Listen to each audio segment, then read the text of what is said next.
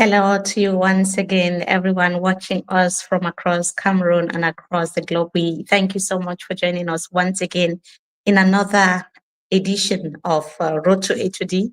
It's, of course, a special edition because a lot of things have happened.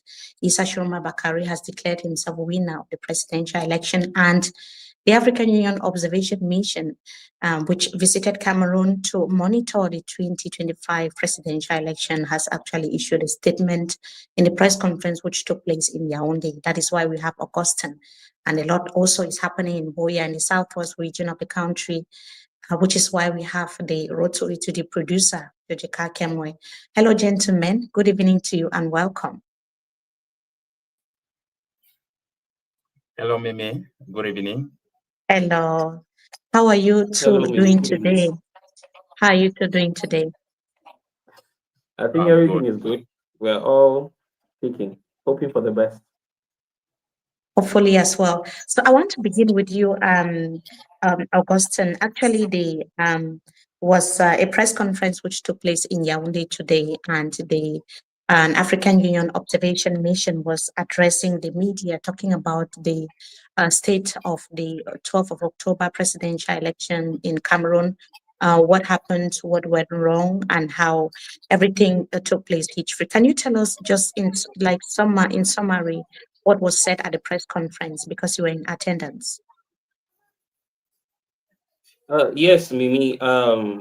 What I really want to say about the press conference is it was more of how can I say it? It was flat. The the declaration by both commissions was actually very flat, and even from a lot of journalists who were there, they agreed that it lacked a lot of context. So because when you look at the declaration, it really failed to answer a lot of loopholes that were observed during the electoral process. Because when you take a deeper look at the declaration, they spoke mostly Mhm, about the calm atmosphere that surrounded the electoral process. They talked mhm, about the security dispositives that were given by the government and the electoral process, which they say conformed with international and African democratic policies. And they failed to answer a lot of questions. And even when they were like quizzed on and asked about mhm, most of the things that a lot of people in Cameroon saw happening on ground, they could actually not really give enough context on that. And they were very mhm. passive about it. And I think many reporters who attended that press conference were left with a lot more of questions than answers because the reality on ground and what was given by both commissions are two actually very different things. So Mhm. So did they in any way say who the winner of the election is? that is something which they did not do. What the major thing that is delivered more on was the electoral process, and a lot of persons who were there are saying this is very synonymous to the same report that was given in 2018 after the elections in 2018. Since Mhm, they are and one thing too that I can tell you is even without going to the field, someone who observed these elections from afar can give you the same remark, can give you the same report, because what they gave actually makes no difference from someone who went there and someone who did not. We mhm. had a lot of questions, especially in Anglophone regions and in other regions Interior like in the north, localities, in the yes. Mhm, interiors, where people complained a lot about some fraudulent activities going on in most of these polls. But these questions were not really answered. They said they had 17 teams that were deployed all around the country that covered 228 polling stations. And they said in all of these 228 polling stations, they witnessed no irregularity at all. And everything, according to them, went on hitch free. And based on what a lot of people and based on what a lot of local media have been putting up, especially on social media and even on the traditional media, we have it. I think it's common knowledge that everyone saw a lot of disparities between what the African Union and ECAS are telling us and what happened on Mm, the field. And what happened on the mm, field. And these are the kind of questions that they answered, that they failed to answer. And a lot of journalists and a lot of pressmen who attended this press conference were, I can say, were really, really unsatisfied because a lot of questions were still hanging in the air and they could not mm, answer that, because mostly what they took their time saying was giving accounts of the number of voters registered this year, which is something mm. that someone could still have done without coming to the field. Yes, we They already were had the number of registered Yeah, we voters. already had a But number of yes, registered but voters and the Augustine, rest. I So would want to really know, want to really know how far can the African Union go, but not like, I know you are not the expert here, but I mean, what is going to happen next? Or was that a question they responded to? But before that, let's go to Jojika in Boya. Jojika, we learned that the Minister of Territorial Administration has reacted to the proclamation of results by Issa Shoma Bakari, who said he is the winner. Um, have there been responses from other political parties beyond what we heard yesterday? What we heard from Ateki, for instance, from other political party leaders, like we saw Hiram reacting, and also, yes, Cabrali B was also reacting. Are there also other new reactions from other opposition party leaders? That's right, Mimi.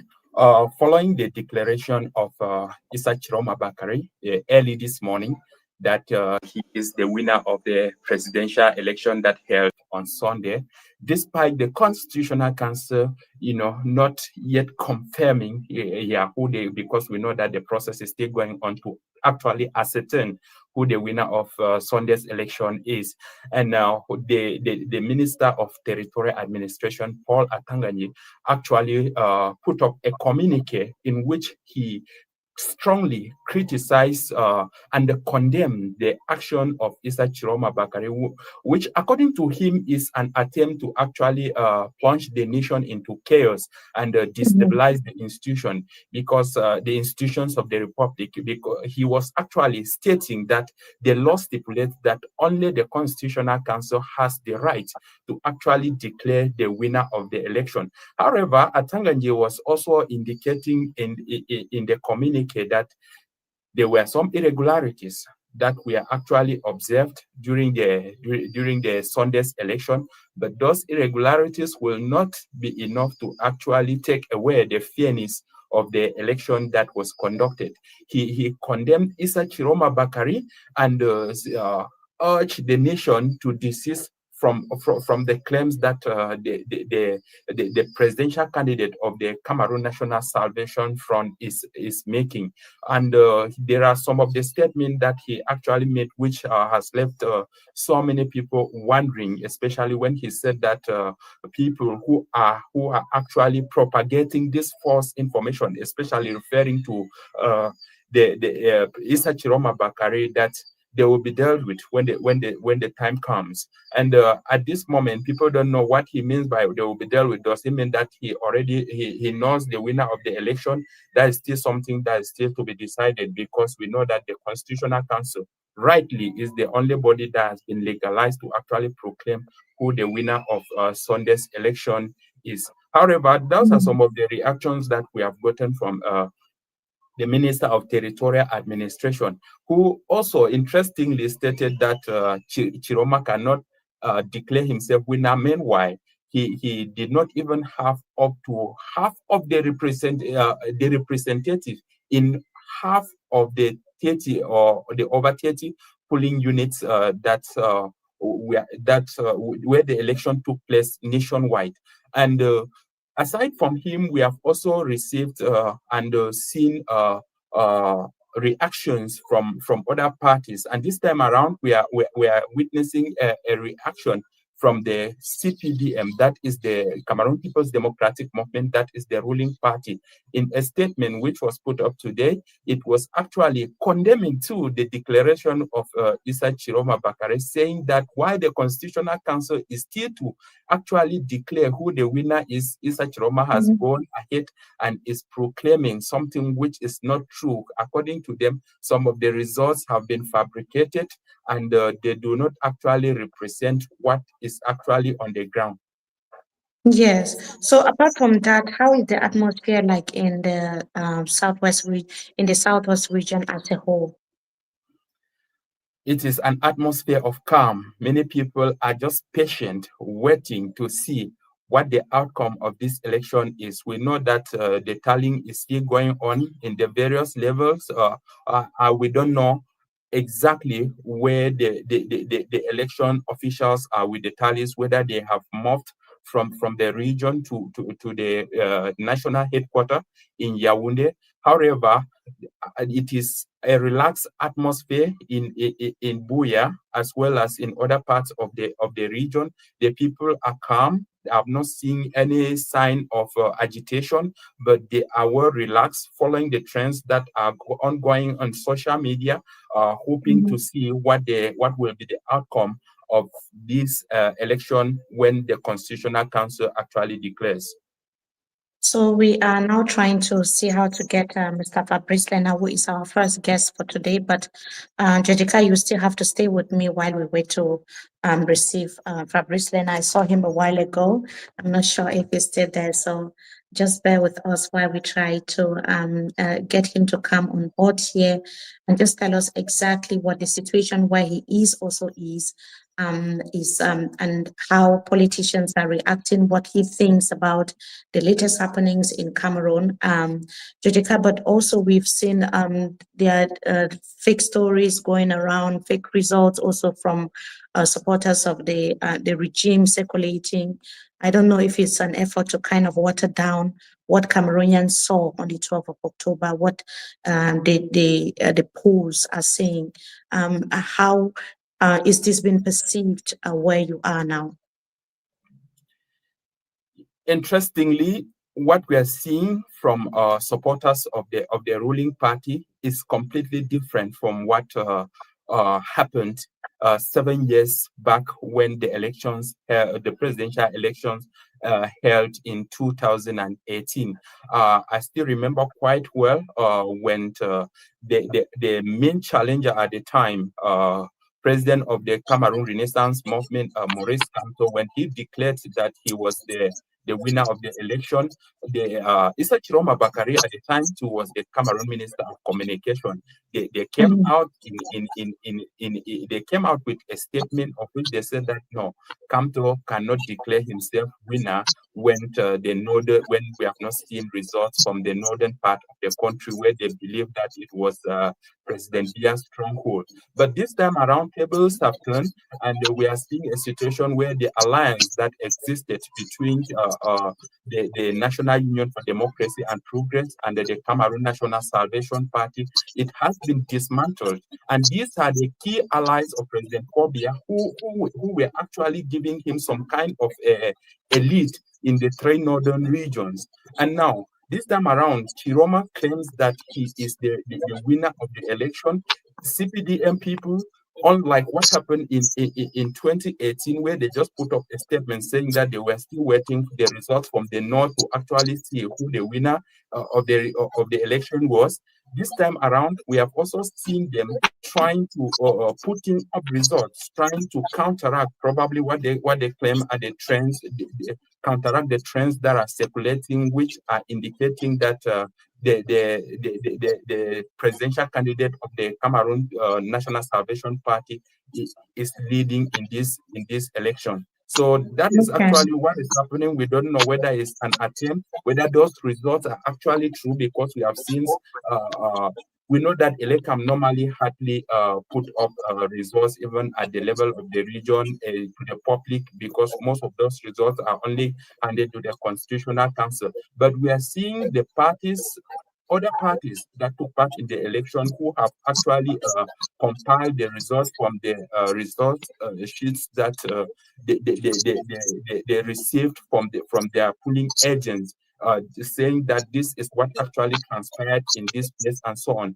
We have seen a statement from someone who claimed to was leading the SDF campaign in the Bambari, saying that based on their results, that Isa Chiroma was actually led in that area. And we have also seen a statement from the CDU party of Tomainun Ndamjoya, and they released a statement, though they did not actually say clearly who the winner of the election is, but they instead pointed more of the irregularities that they witnessed in the area where their polling agents were. So far, that has been the situation.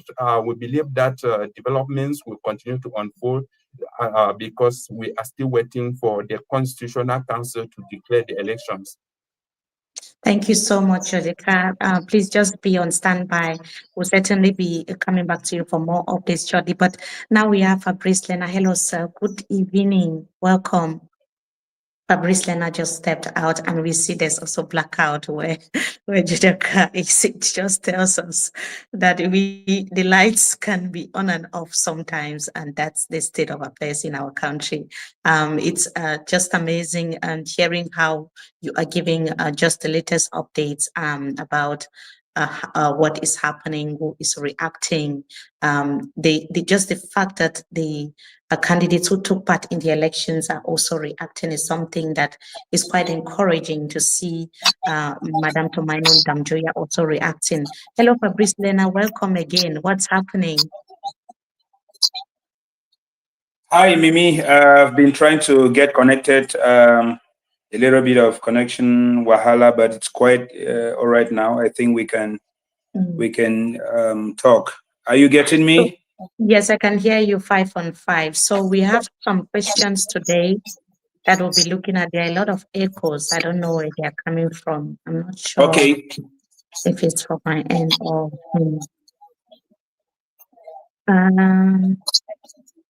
Lena, can you just mute and unmute?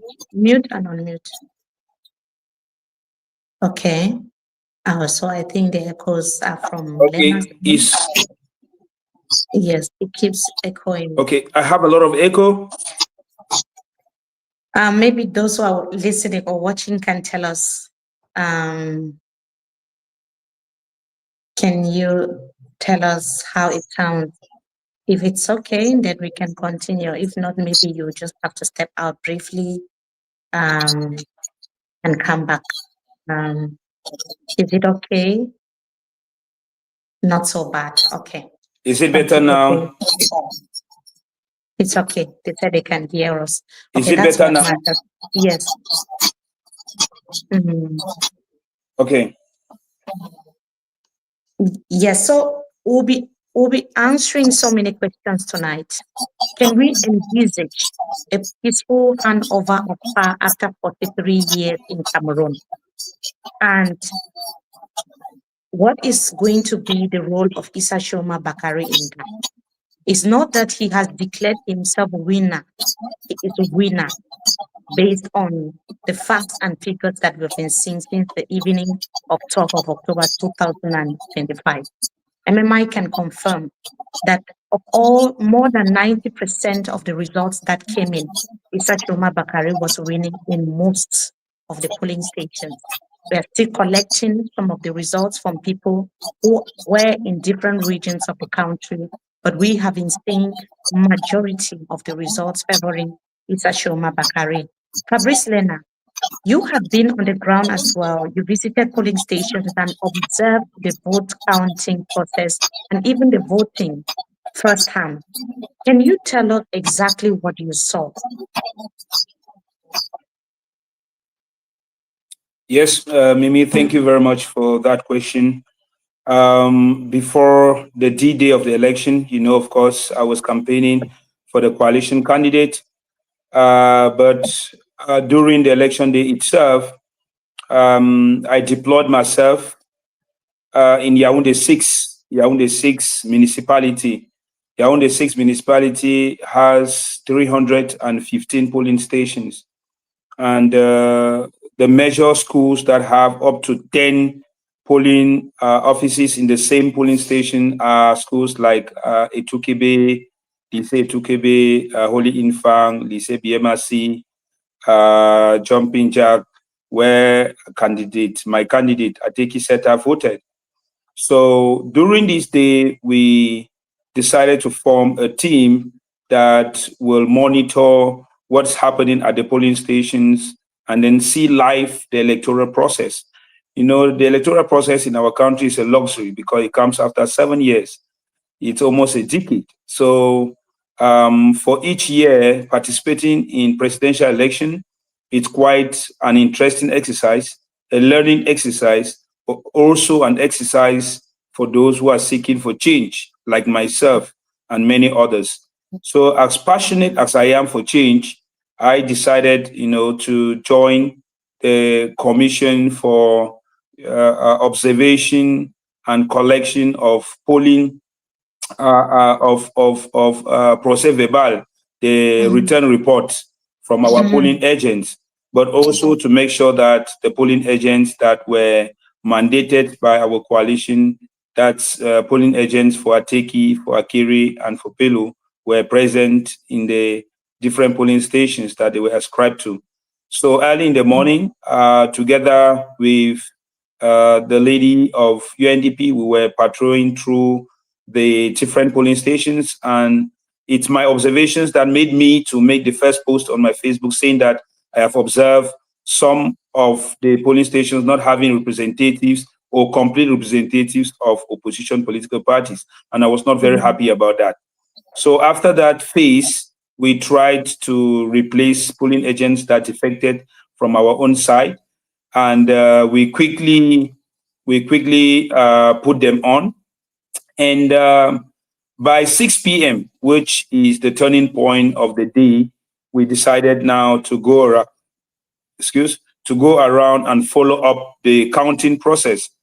We started at Jumping Jacks, where surprisingly in the different offices at Jumping Jacks, there were 6 polling offices there. Out of the 6 polling offices, Chiroma won in 5. And we left from there to Holy Infant School, just at Melen, where in the 10 polling offices that were there, Chiroma won in 9. And the winning were quite landslide winning because the tallies on the blackboard, you will see 60 against 30, 94 against 31. Some of the return reports, what they call PVs that we had, have clearly these numbers that I'm talking about. So when I wrote on my Facebook page that I have gone around 150 polling stations and I can confirm authoritatively that Chiroma is leading in Yaoundé 6, it was based on these observations. That was really my experience on Sunday, because we were 3 of us doing this exercise, and we moved around. From Holy Infant, we went to Lycée Tukebe, and it was the same scenario where Chiroma was leading in all the polling offices, because they had 10 polling offices. When they are counting, we can enter and then join the counting process. And when the tally is being drawn up on board, we can also see what's happening there. So that's first-hand information of what I got there. And then we moved to Les Stefanois, which is a primary school, and then Frankie, where I voted myself, and then a Catholic school where there is a parish of Melen. So we visited all these places, and around between 7 to 8 p.m., we started receiving the return reports from our polling agents. And after reviewing about 100 of these return reports, that's when I made my post that I can say, after visiting 150 polling stations, Chiroma is leading. So right now, it's clear to everyone that Chiroma has won the 2025 presidential elections, because a win for him in Yaoundé 6, where I personally observed the victory, the lead in these different polling stations, is the same information that I got from our representatives in Boya. Remember, now our future Yes. has So an yes, extensive network of young people yes, then I was trying to who reconnect. were in the process.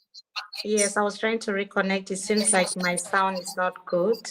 I'm not sure what is happening, but I had to change the device to just make sure that the connection is better.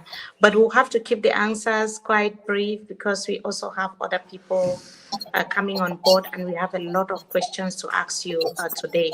Issa Shurma Bakari has officially told President Paul Biya to concede defeat and hand over power. Um, what is your reaction?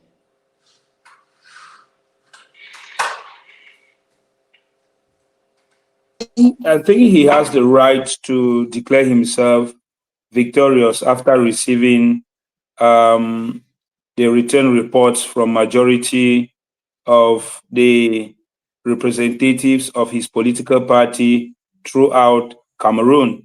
It's a normal thing for a candidate at presidential elections after getting the tendencies in his favor to say, I am winner.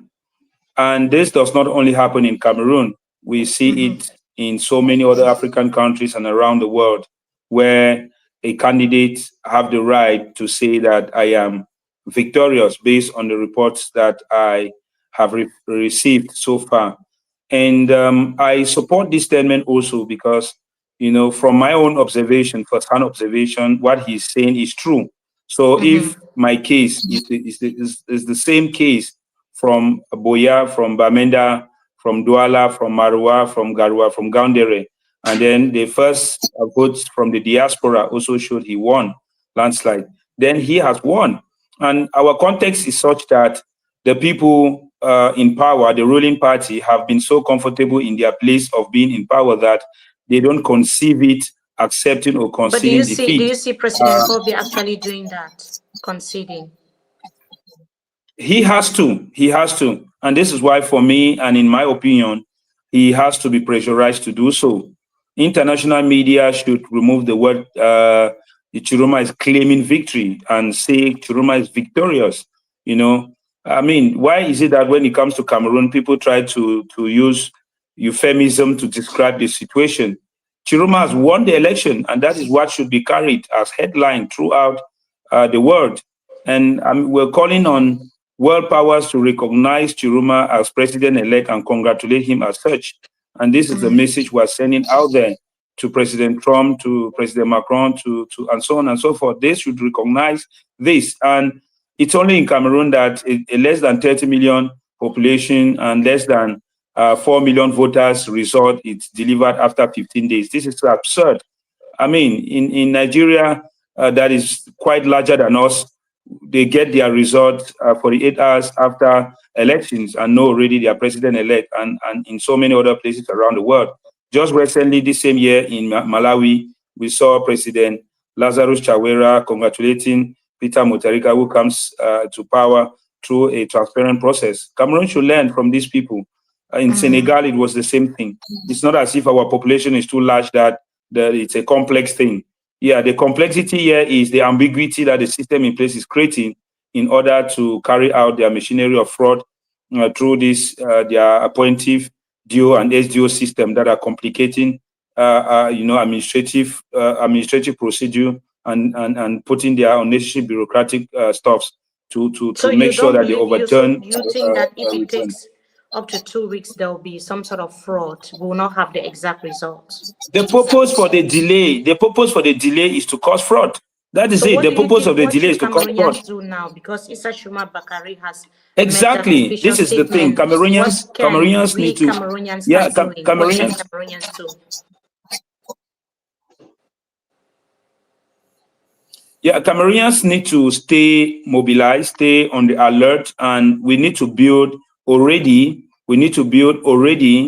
a coalition of candidates, of opinion holders, of civil society of activists, of journalists, and every other person that want change in Cameroon and the population, and even call on the forces of law and order to join in the group and the People's Union for Change in order to protect the victory of Chiroma, because we are dealing with people who are so comfortable in their place and are not ready to relinquish power.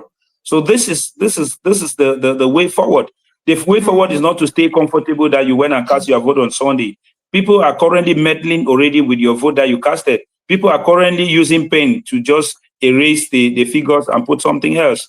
And this is something you should not sleep over. Since Sunday, I've not slept comfortably. Since Sunday, I've been thinking, and you should be worried, because you cannot go and vote and then you just sit and you say, well, what the Constitutional Council, because I see a lot of comments, people say the Constitutional Council in the final VAR, a lot of group discussions, people are just so lukewarm about. No, this is a time for you to be forever. I mean, the process of counting and proclamation of result is as important as the voting itself, or even more important than the process of voting, because just voting is not enough to guarantee victory for your candidate. Cameroon is a country where so we also have to vote is one thing. So we also have Manny Patricio. He has been waiting because we don't want him to be waiting for too long. And unfortunately, it's taking a while for him to reconnect. So while we wait for him to reconnect, I wanted to find out from you, Mr. Lena, you are saying that Cameroonians need to take the bull by the horns. They shouldn't give up. They should keep on until their votes are protected and they see the winner of the election, which is Isashoma Bakari in A2D. So there is also the role of the opposition leaders, because you, as an opposition figure in the country, an actor of the civil society, you've worked closely with many opposition party leaders in the country. How do you see the postures of the different opposition party leaders with regards to this election? I mean, opposition party leaders need to come clear. There is no in between in this matter. There is no standing on the fence in this matter. You must not play Pontius Pilate here. All of us are into a difficult situation and in a difficult context. So when I see opposition leaders saying, well, it is Elecam's return reports that we should be counting on, well, let's hold on and wait what the Constitutional Council will say. What? All of us know how these bodies are operating and where their command is coming from. It's not today that we all know the weaknesses of the Constitutional Council, the weaknesses of Elecam, and the weaknesses of our electoral process. We all know this. So if you're an opposition leader that you cannot outline clearly the weaknesses of these institutions and make a bold statement, then there should be a question mark, and Cameroonians should really interrogate what you really want. And I love what Cameroonians did this 2025. And that's why, for me, I stand where we are seeking for change. And when we did the campaign on the side of Bello, and Cameroonians said they are not going to vote for him, I accepted. And my candidate also accepted. And we said, yes, Cameroonian people, we may have taken a wrong choice, and we agree with you that your sanction to our decision is what we are seeing on the ballot box, and therefore we retract, reconnect with you, and defend what you want. This is what we expect from opposition leaders. Within the camp, what is happening in the camp of Bello as well? Since your candidate formed a coalition with Mr. Bello Buba Maigari, what is happening there? What are they saying? For candidate Ateki Seta Caxton, he made it clear the other day by his declaration on his Facebook. He made it clear, not only on Facebook, he made a declaration where he said clearly that he recognized the outstanding performance of Issa Chiroma Bakari and congratulate him for that. And subsequently, Batoni Akeremona did same with a clear communique where he said, the people have spoken and their will must not be tampered with. That's a clear communique. And today I saw on your platform, you also put it up where President Jan, one of the major leaders of the coalition with Bello, also made a communique. I think that political leaders act autonomously even within a coalition. The autonomous actions within a coalition is a clear sign of the intentions of people, and it clears off also the doubt of what people create as distrust, suspicion about things that are unfounded. So it's clear the position of Barrister Akere Mona. It's clear the position of Ateki Seta Caxton. It's clear the position of President John Dennis. And now we are hoping that the message is also clear to President Bello Buba Maigari as the leader of the coalition and his party. The message is clear to him, and it's left to him right now to take the decision that it's appropriate and expecting of him in order to align with the aspirations of the people. Nobody wants to find himself on the side of history of what we are reading about 1992. Nobody wants to find himself in history as one contributing to the prolongation of the pain of Cameroonians. 7 years is not 7 days. I can imagine what will happen, on October 26th if people don't get what they want. So this is not a joke. This is about the destiny of the country. Many Cameroonians are saying that the opposition party leaders failed to form a coalition before the election. I mean, a unified coalition. Coalitions were formed, but not the way Cameroonians wanted it. And they are saying that they can do just one last gesture to liberate them. By speaking up and saying exactly what they all observed in their respective localities, polling stations where they voted, because they know what happened. Do you see this happening? We, again, for the second time, responded favorably to the demands of Cameroonians. For the second time. During the start of this race, Cameroonians said, we want a coalition. Let the candidates come together and the people will give them their support. Irrespective of the choice we made, which many people did not agree with, we took the bulls by the horn. And that's exactly what Ateki did. He was the first to give up his aspiration. And as his campaign manager, all of us have to give up, in order to go for another candidate. Immediately after the exercise from 8 a.m. to 6 p.m. on Sunday, we were again the first. Look at the time that Ateki put up a statement. We were again the first to congratulate the outstanding performance of Chiroma. So we have been setting the pace. We have been setting the pace. And what we are doing is simply aligning with the aspiration of Cameroonians. We have been setting the pace. There is no better way to ask other leaders to come together than being the first to do something that others are hesitating to do. We have done it during the request for coalition, and then we've done it again after looking at the results on the field. So at our own level, we have done what is necessary, and we are still discussing with other leaders to ask them that, hey guys, this is the right thing to do. This is the only thing to do right now, because we are in front of a referendum. Like Cameroonians said, it's a referendum. It was really a referendum. And because when I look at the results of other candidates, I'm like, wow, I didn't expect that the gap to be that much. So it was really a referendum.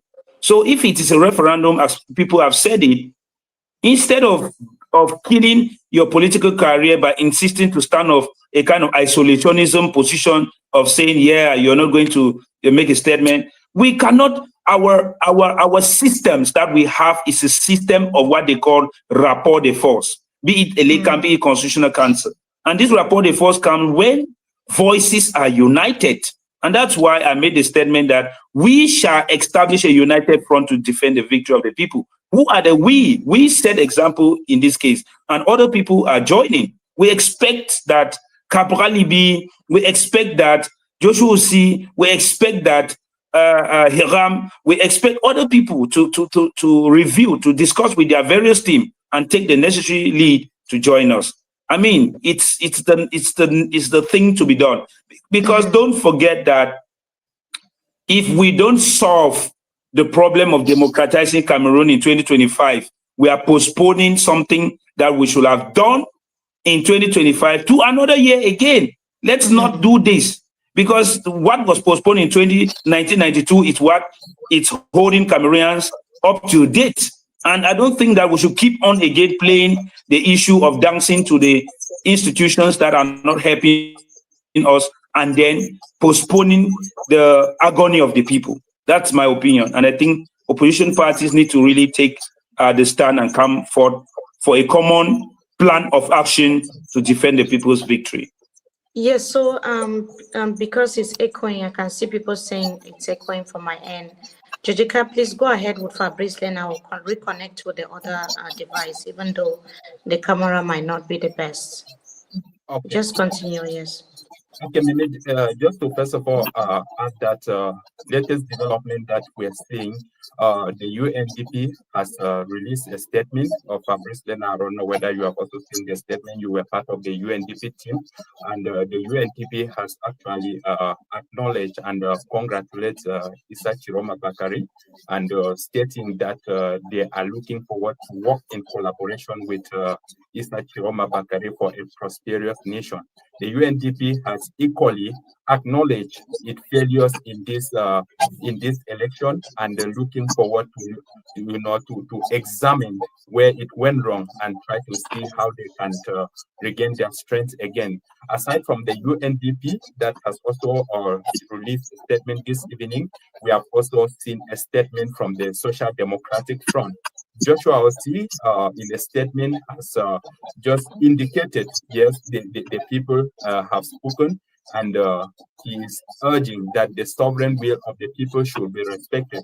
However, he said that there were widespread irregularities, which they will be taking them to the Constitutional Council. Maybe you have a reaction to some of these statements that are coming from your own party, the party that you rallied behind, the UNDP, before we come to the SDF.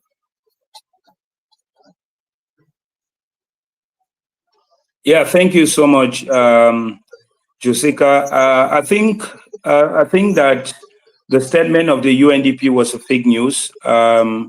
It's a kind of a very, very tough moment to know exactly what is true or false, because what was produced is exactly the way their statements are being done. When I saw that, I had to immediately get in touch with the communication team of UNDP to confirm the veracity of the statement and the document, and it was said to be fake news.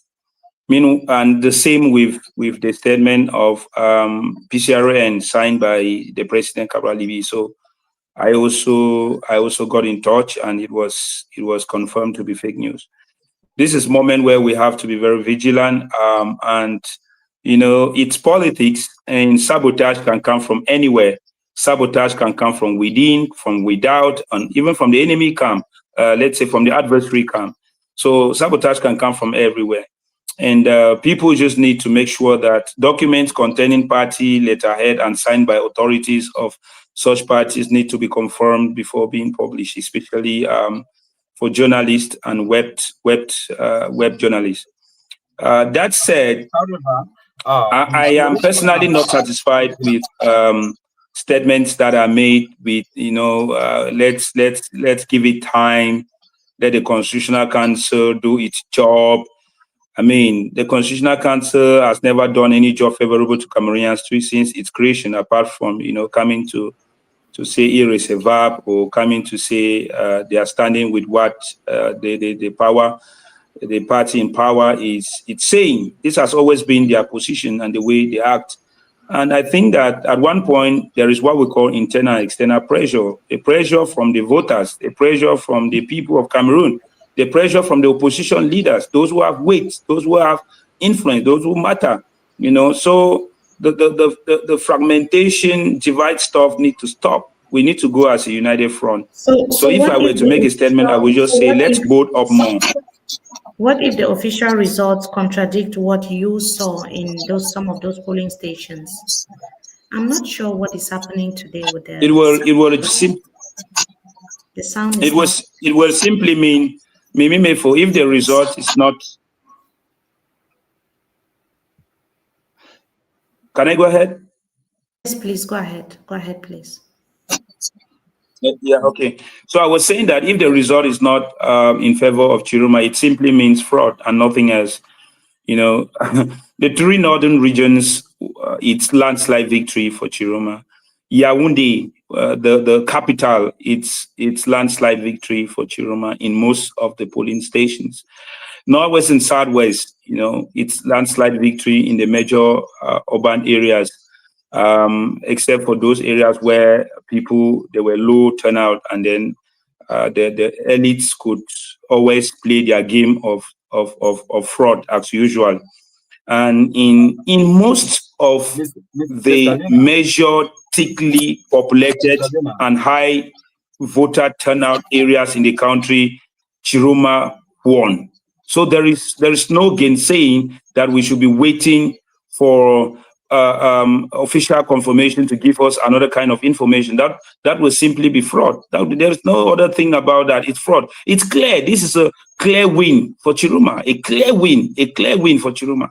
It's a clear win for Chiruma. And we have People's Platform, C Project, and other people, even international journalists and observers have made it clear, you know, that the results are in favor of the opposition. Mr. Lena, may I You find were, out from yeah. you, when your candidate, Ateki Seta Caxton, when he released a statement, we understand that you were the campaign manager of Ateki Seta Caxton. When he released a statement, he seemed to have received a backlash from His Royal Highness Mr. Celestine Biziki, the president of PAL. What is the relationship between Ateki and PAL as of now?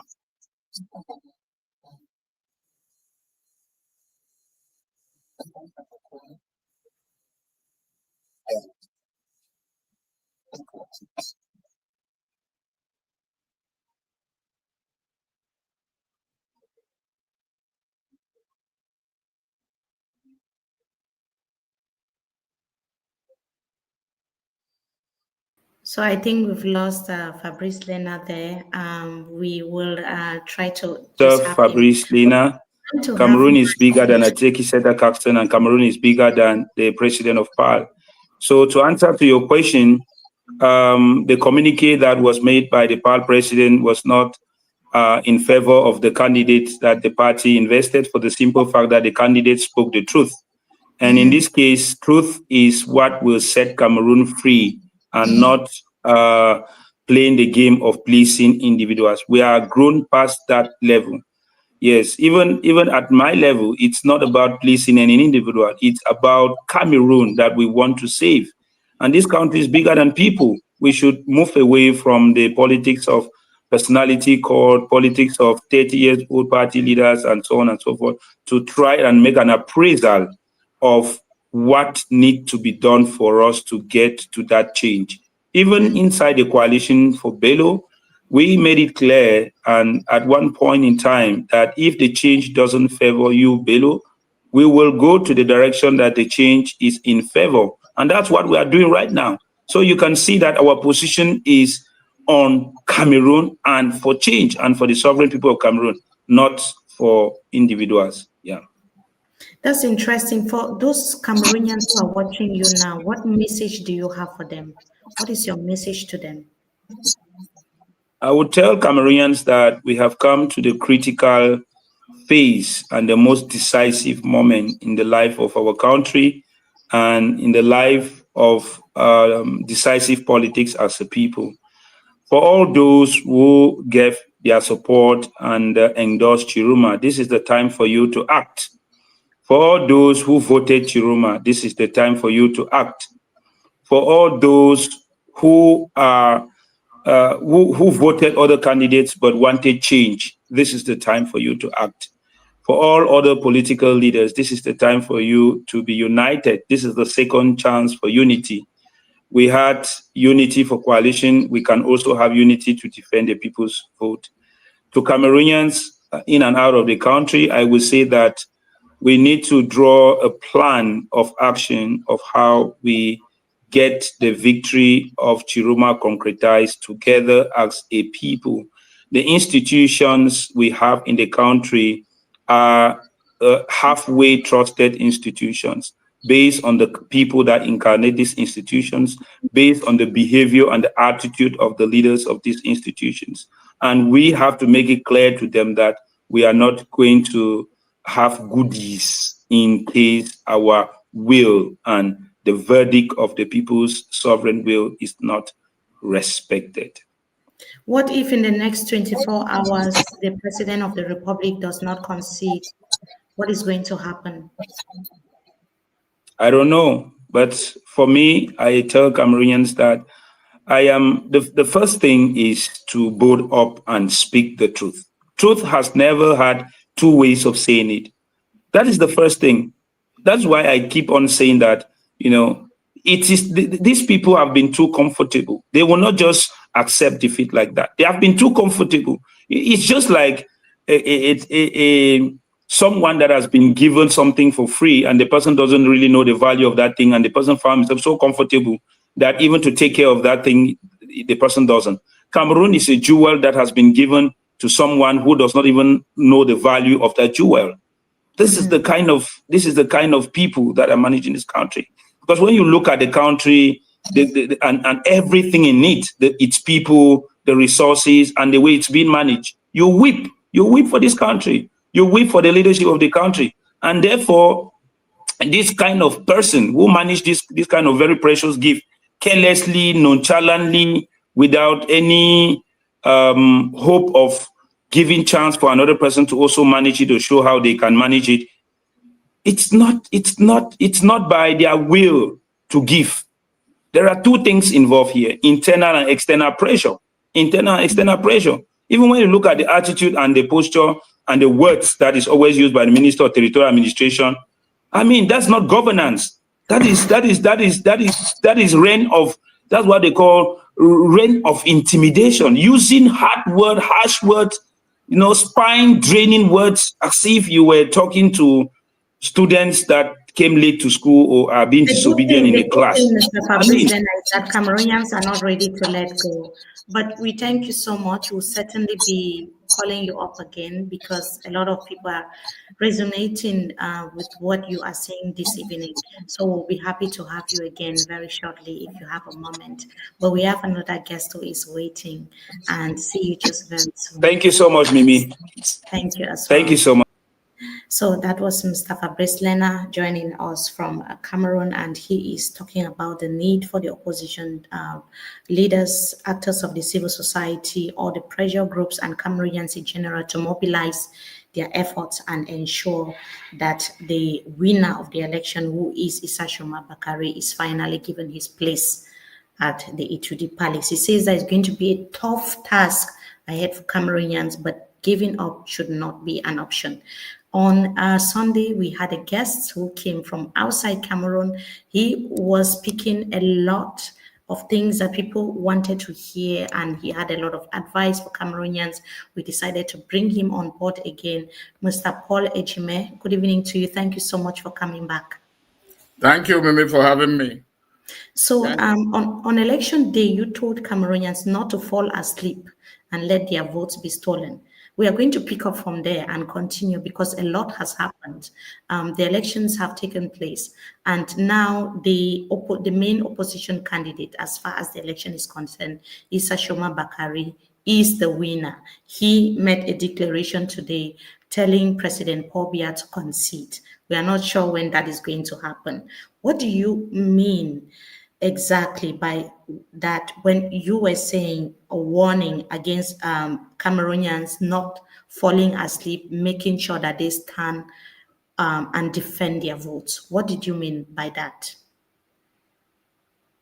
It is because election has 3 stages. The pre-election preparation, election day, and post-election.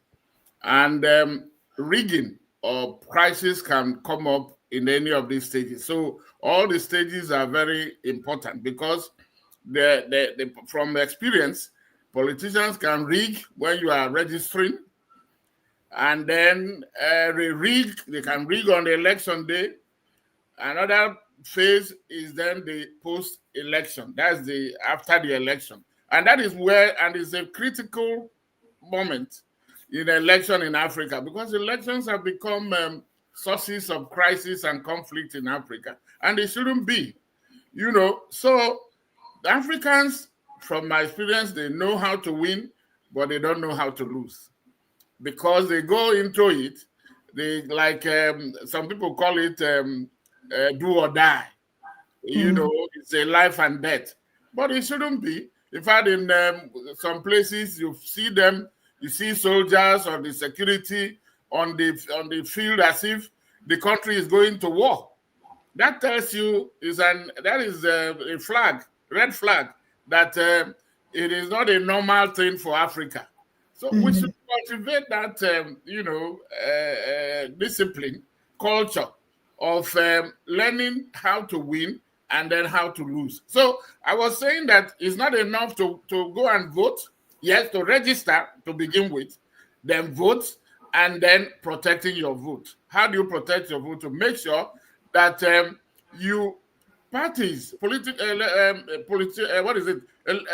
opposition parties in Africa, they have one problem. They do not deploy enough agents to go to you must have agents in all the polling units or polling stations. And it's easy now with the digital device. You have your cell phone. You can now use it there to take what has been declared at the polling unit. If everybody does that, and then you have your situation room where everybody, all these your agents will now be sending their results. And by the time, so it is easy for you now those who are there, to put everything together. That's why you have, parallel, they call it parallel, counting or collation. This is not official, but you must make sure that you have that, because that is what you are going to use in case the thing goes to the courts. Because another area is now that courts are playing a more, visible and sometimes damaging influence on the election. So this is what I'm talking about, that you stay there to make sure, but don't be violent. I must warn that is what, don't be distracted by whatever is happening, but just remain focused and resilient. They will come at you. I have said that because they don't know how to lose, they will mobilize, particularly incumbency factor. And particularly here, a president and the party structure that has been there for 43 years. It will take a mammoth, effort to really displace them. Okay, so don't take it for granted that results that are coming are showing that the opposition is leading. No, every vote counts. So every unit. So it is important and crucial that Cameroonians from everywhere, if they want to take, and if they have voted, and I don't like this premature announcement. It's not good for democracy. Really, we need to allow those who are entrusted with that responsibility, because it can lead to, if now they say they have won, and then the ruling party comes and say they have won, they may engineer this kind of crisis, organize confusion, and in the process they begin to do something that is untoward, using high-handedness, maybe to disperse the people or deal with them. So opposition should tell their people to please defend your vote, but do it in a civilized manner, even when you are being brutalized or whatever. Just know that focus on the message, on your objective. The objective is to make sure that the winner, the person who is declared, is the true expression of the will of the people of Cameroon. The people, yes. So I'm now joined by the executive editor of the Cameroon News Agency, for Hansen. Hello, Hansen. How are you? Hi, Mimi. I'm doing great. You have to be smiling, because someone is saying in the comment section that we look like we are defeated. It's not about. I'm so tired. We've worked Yes, these days. that's one of the reasons. but we are Yes, not and that's why letting you. I even came late. I feel so tired. If you see from my eyes and my face, I've not had rest. Right. So this is Mr. Paul Ejime. He is our big brother from Africa, and particularly in Nigeria, just next door. But in Nigeria, the situation in the country is completely different. It's a bigger country. They've also seen their own fair share of election malpractices. But with the Cameroon situation, they've not been for 40 years with the same leader, and they have never had a 92-year-old person in power. But Mr. Paul Ejime, this political scientist that he is, has seen some of these things happening in some parts of Africa, and he was just saying that Cameroonians should be able to defend their votes effectively without crossing the line into violence and chaos. He just said that, but they need to really stand up for what they know is right.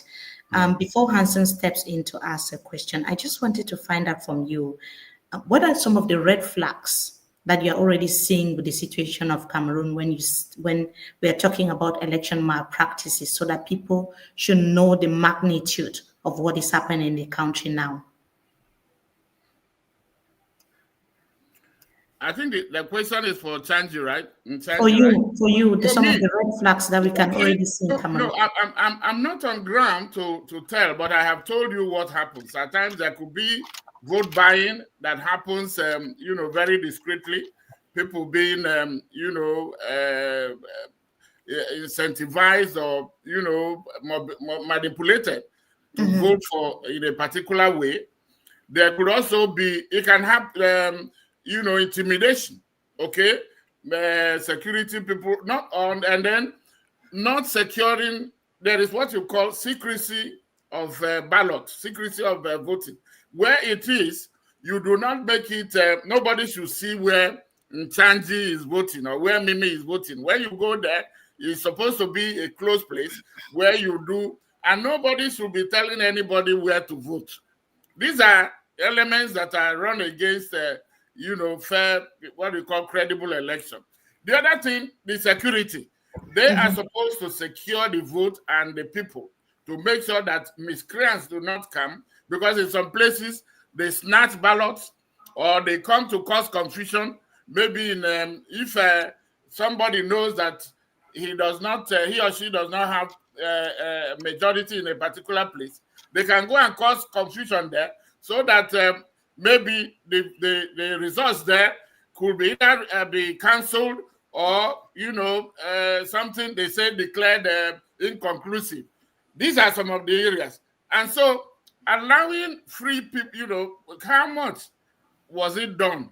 And then the electoral commission, how did they deploy the electoral material? Because at times they may deliberately delay sending some of the material to a particular place where they know that it depends on who is doing it. So because of time, we want to enhance, and you have some questions for Mr. Ejime. So you are listening to what I'm saying. So these are some of the things. So logistics, it can happen in through logistics and through distribution of electoral material and the time allowed. And then when did the delay? Okay, when did the electoral officials arrive at a particular place? And did they give everybody, every eligible voter, the chance to exercise their franchise? These are some of the elements that you look out for. I'm not on ground, like I said, but these are the flags that you look at when this happen. Or people are deliberately being prevented from voting. That is disenfranchisement. So these are some of the. There are more. And then how accessible is the process? Yes, but also we have to really look at some of the things that are happening in Cameroon. A combination of so many things. And then after the voting, how do you move the ballots from one place to the other? From the voting, usually you move it to maybe a place for collation. Okay, and then from collation you talk about counting on the spot. That is important, and that was why I was telling you that if opposition were serious, they should have their agents in all the polling units so that they can take pictures. Normally, in some places, the results are announced at the unit and then pasted on somewhere. So you take a picture of that and then you send it to your party headquarters where they are doing their parallel collation. And Yes, that is listen, how, I think, yes, we need to move ahead because we have other important that things is how to you'll be able to discuss, even tell particularly with the the result before situation of the the African official Union. announcement. They Yeah, had go a ahead. press conference today in Yaoundé. And so maybe you will have to tell Mr. Ejime how the African Union had a press conference, but we didn't really hear much about some of the malpractices that we saw in some parts of Cameroon from the press conference. Yes, we are still to get there. Some of the details that came out of the press conference by the African Union, but then a reporter was there. It should also be noted that the press conference was held with AU ECAS missions.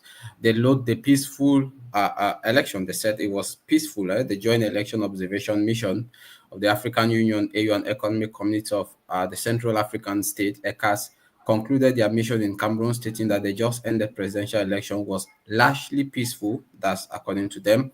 Addressing reporters today at the Hilton in Yaoundé, Bernard Makuza, who is the head of the AU Election Observation Mission to Cameroon and former Prime Minister of Rwanda, stated that the election took place in an atmosphere of serenity and calm. That's the word he used.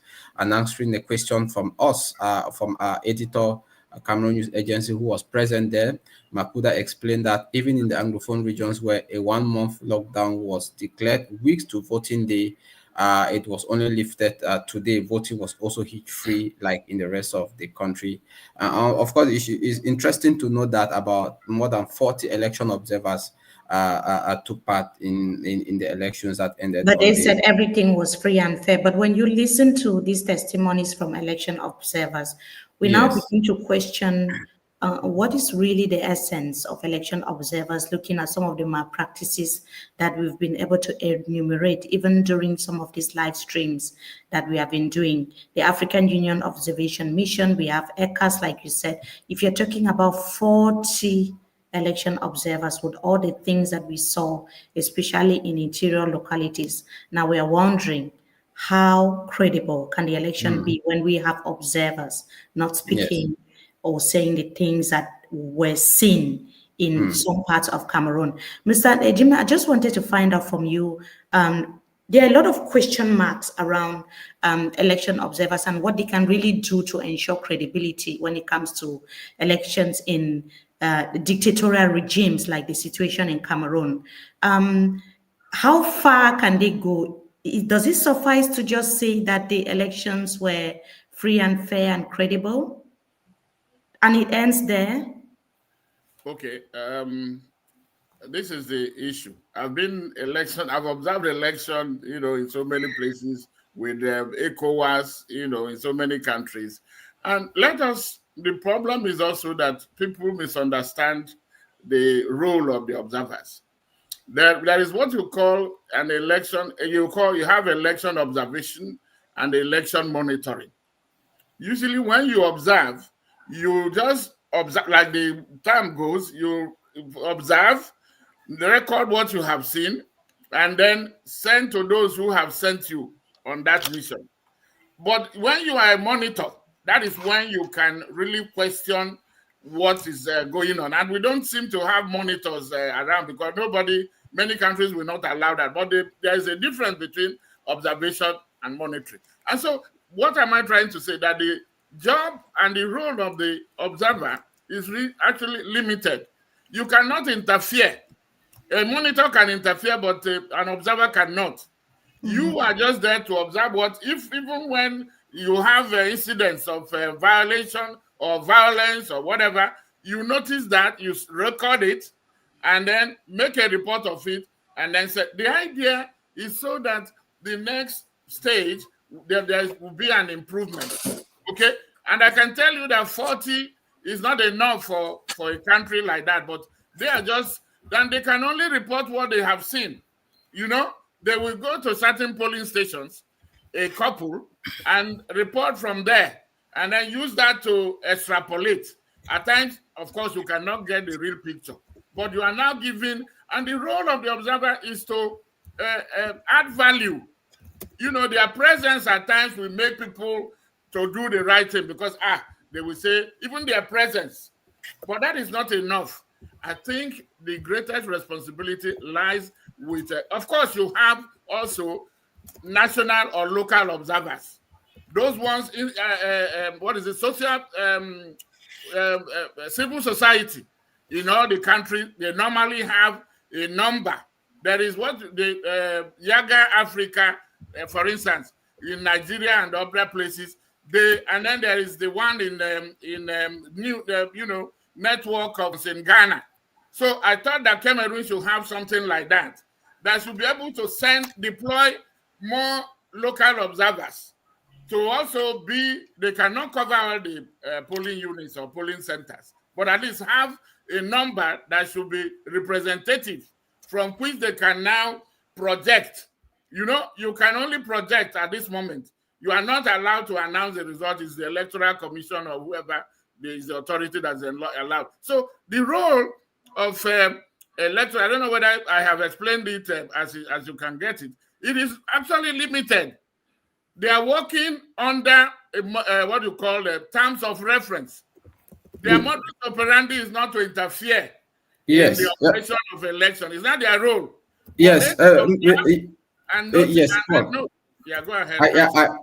I understand clearly, but given the fact that we've seen videos, if you're observing an election, definitely you also have to observe what's happening. We've seen videos that have emerged where Elecam officials were caught red-handed manipulating the polls.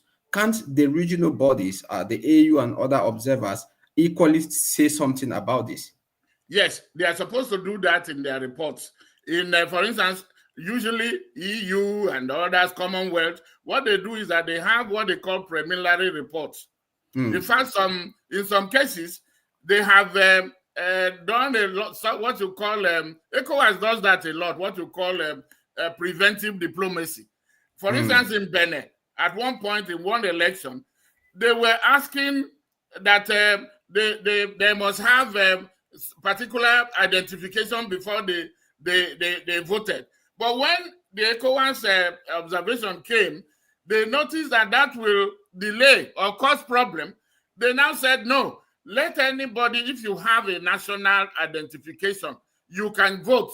You are not necessarily going to wait for the card that is given to you by the Electoral Commission.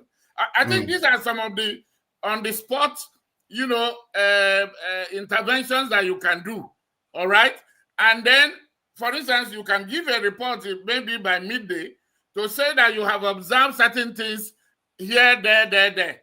That is not, does not support. I'm telling you how observers can intervene. Then at the end of the day, maybe a day or two after the election, you can now issue what you call preliminary report. And then that preliminary will capture what you have, the detail, what you have seen. If there were intimidation or whatever, you can say so.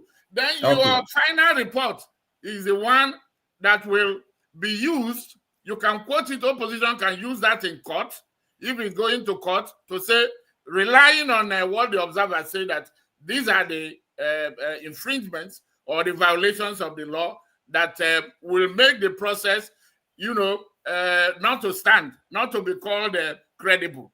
To say, no, we cannot accept this result. So these are the areas that the observers can intervene. Okay, now in your view, can the opposition parties in Cameroon now maintain the pressure without provoking a state repression, in your view right now? Because what we are seeing now, tension is gradually mounting.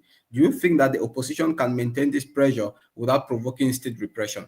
They can, because it's a thin line, between when something becomes from peace to war, to something is violence. It's just a thin line. They shouldn't allow the thing to tip off. So, but the point is, before now, what did they do to prevent all these things? I have told you what they could have done is to have their agents in all the polling units, okay?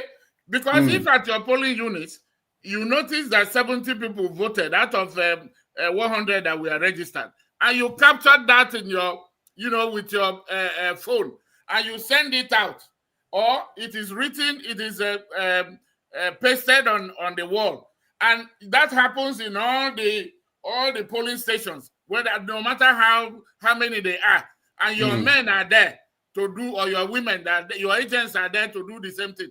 No matter, let there be whatever intimidation, that is your evidence of rigging. For instance, when they are now the election of electoral commission is now really now the result, and you were there to notice that only 70 people voted, but they are saying that 1,000 voted. That is enough. That is enough to nullify the result in that particular place. Yes. Now, I understand you perfectly. The problem we have in Cameroon is that even if you have this result sheet, which is called PV in French, the courts, you've said they could go to court. The courts are controlled by the ruling elite, the incumbent. Now, how credible, legally speaking, can they present their case in court in Cameroon? Let's say, for instance, Issa Chuma Bakari says he has won. He brings forth his result sheet that he has captured so far, and then in court he discovers another result sheet. What can be the possible outcome of this scenario? The result will be. But I would like us to also follow events in some other African countries. Yes. This was exactly the fear in Senegal. I hope you know Senegal. There was this fear of intimidation and everything. But the people stayed, they were resilient. They remained on course. When it is so overwhelming, there is nothing the government can do. They cannot kill everybody. All right? So have your results which is authentic. There can't be two results that are original or genuine. One must be false.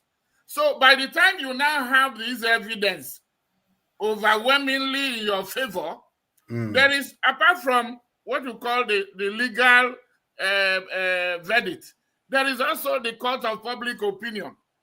If Cameroonians now know that what happened in the polling booth is not what the courts are saying, because it can happen, and then that is another problem, that judges are compromising their positions, and then giving in fact results are no longer declared. They are no longer based on what comes from the polling stations. It is now in the courtroom.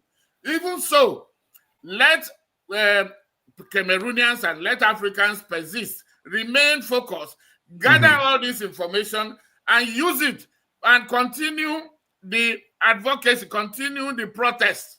If you notice you have a case that this is not what happened, continue. A time will come when the government will not be able to stand it. And that is where, Madagascar, a lady was there as a president. What has happened? She ran away, is now in France.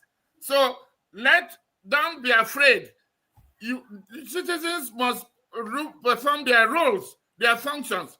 Don't say, if you go there, who is going to pick your chestnut from the fire? Nobody is going to do it. It is the Cameroonians. They have to stay the course. Opposition must come together, bring all these evidence, pieces of evidence that will make sure to support the fact that this person won or that person won. There cannot be two winners. It's only one winner. And that's what politicians don't want. Everybody wants to win, but it's not possible. So this is where I think, let them stay there. Don't be afraid of the courts in Senegal, like I was telling you, the Constitutional Court. When Macky Sall was dribbling them, even went to parliament to do whatever, the civil society in Senegal remained focused, remained resilient. And that was why they were Sanko and Jumai were able they were in prison. By the way, I was about asking you some of the early warning signs of a post-election unrest. What are the warning signs that it might spiral, and how can the civil society, you've just spoken about the civil society in Senegal, how can the civil society and the media help to prevent this warning sign of unrest in Cameroon? Is by they ought to have gotten that message before now. But let me also say, it's not too late. Is by remaining focused. Some politicians, MPs in Senegal, did not allow Macky Sall to have his way.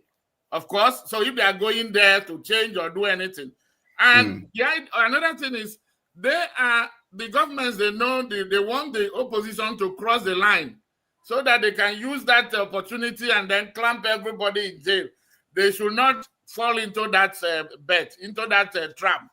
Let them follow the law, follow the constitution, and then oppose or make their points known without crossing the line. Because by the time you wait until they release the full result, when they do that and it is not what the people, it does not tally with what the opposition has as the authentic result, then the people can revolt, the people can protest, and the mass. It's not just one city. It's not just in Yaoundé or Bamenda, whatever. It has to be across the country. So they need now to begin to network, to tell their people what to do, to strategize. If you don't do it with strategy, they can break your ranks. Okay, because as you know, there are people who have voted for the ruling party. They will be using them to counter whatever the opposition is trying to do. So there has to be some critical thinking, and strategic thinking by those leading the opposition, and then by the population. If they want change, it is not just going to the streets or spoiling, damaging things, because the protests can be hijacked. So you should not let that happen. When it is hijacked, they will say, well, that they will go and arrest people and say they are inciting the public. They must not give them that excuse. Okay, so clear. Yeah, go ahead. I get you. So that's your message. Is that your message tonight to ordinary Cameroonians who feel powerless in the face of elite politics and endless incumbency? Is that the clear message you're sending tonight? The message is that the people are not even using the power. Power belongs to the people. They are the ones that are supposed to elect those who are in power, and they're accountable to them. How do you use your power? That is the issue now. Some people will say they are not going to vote because all their votes all over the years has not counted. Wrong. Some people will say, I don't want to somebody to break my head or blah, blah, blah. Wrong. Somebody has to take the bullet. There is no revolution that has not been violent, because nobody, no government, no incumbent government will want to surrender power, peacefully.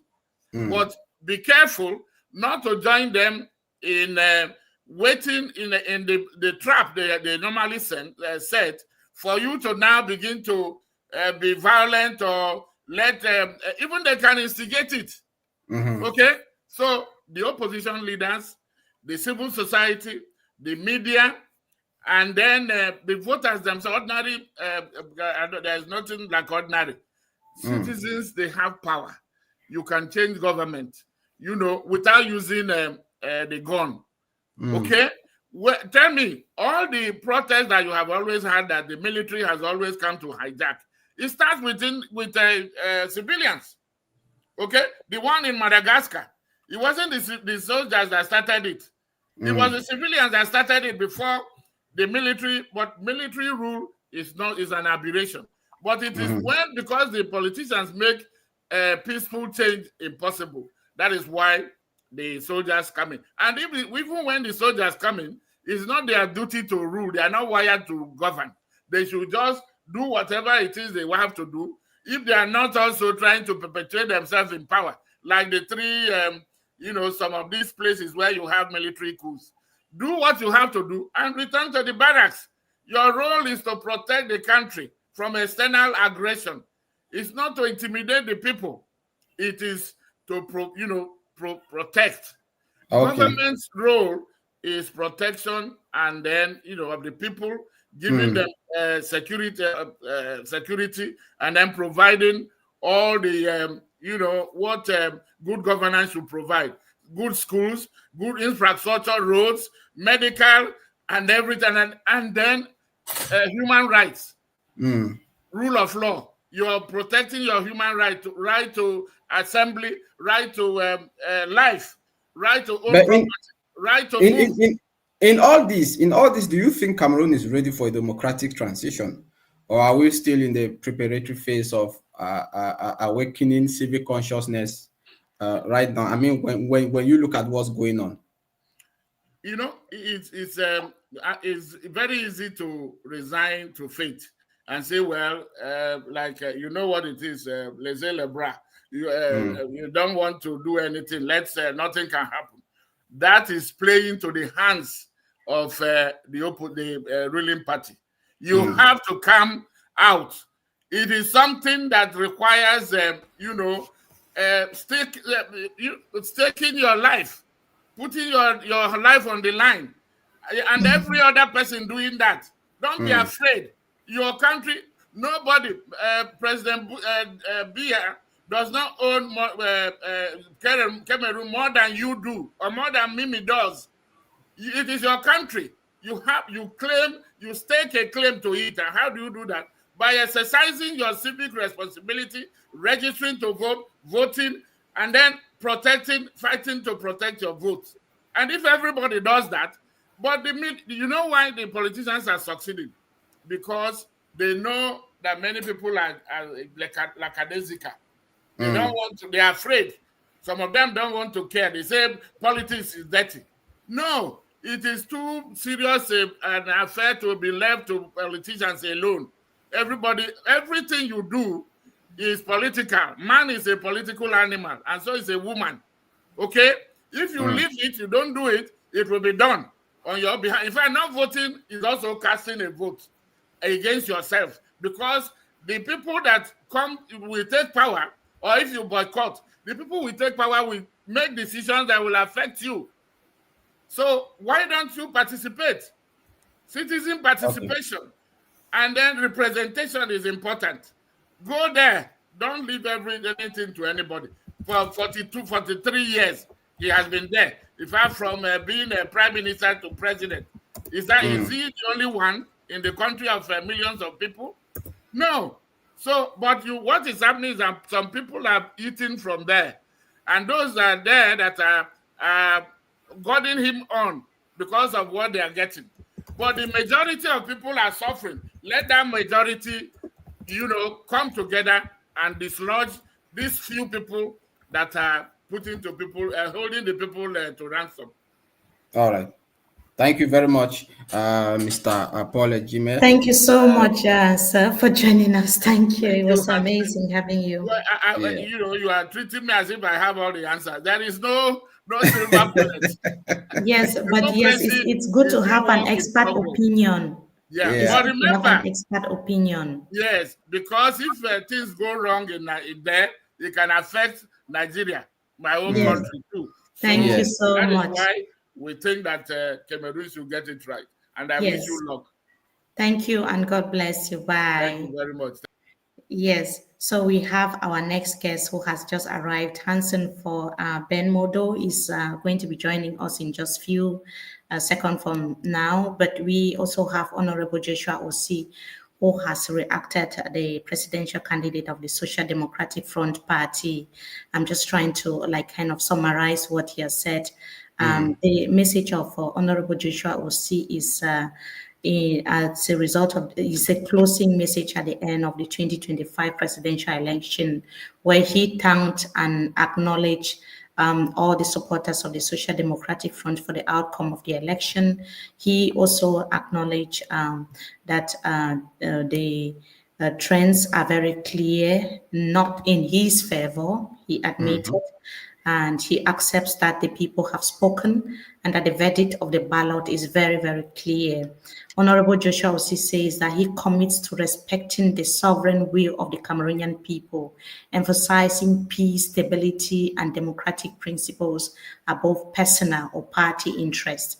He also notes that some irregularities and cases of fraud were observed and will be submitted to the Constitutional Council, but he promised not to pursue any appeal that will go against the clearly expressed will of the people.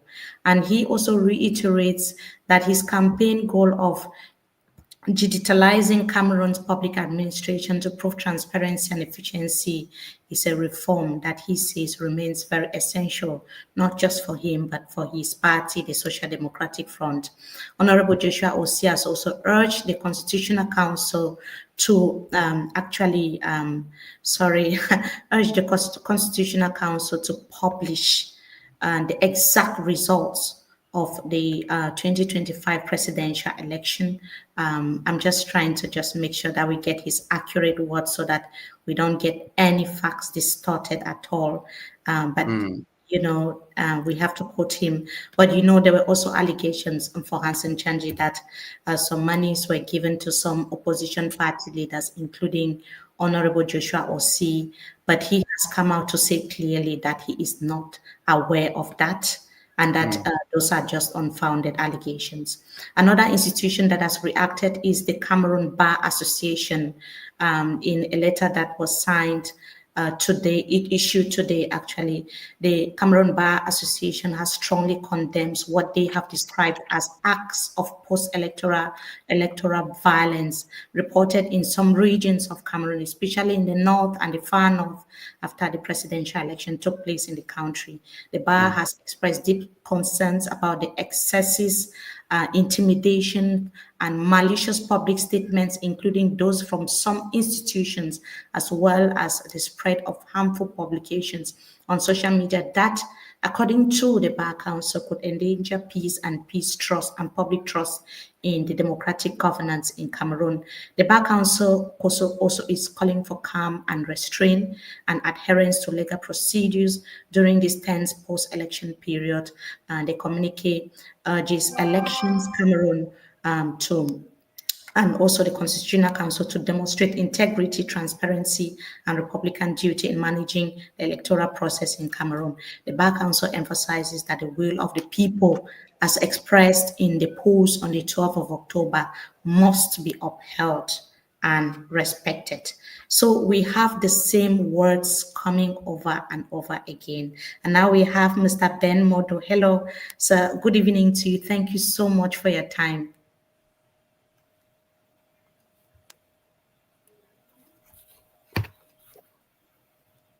Ben Modo. Hello, Ben Modo. Can you hear us? Yeah, hi. Hi. Yes, Yeah, welcome. I can hear you, but for some reason, I'm losing signal. So it's freezing from your end. So yes, Hansen, the same. Okay, Ben Modo, can you hear us? Yeah, I can. Can you hear? No, you might have to go out and come in again, maybe.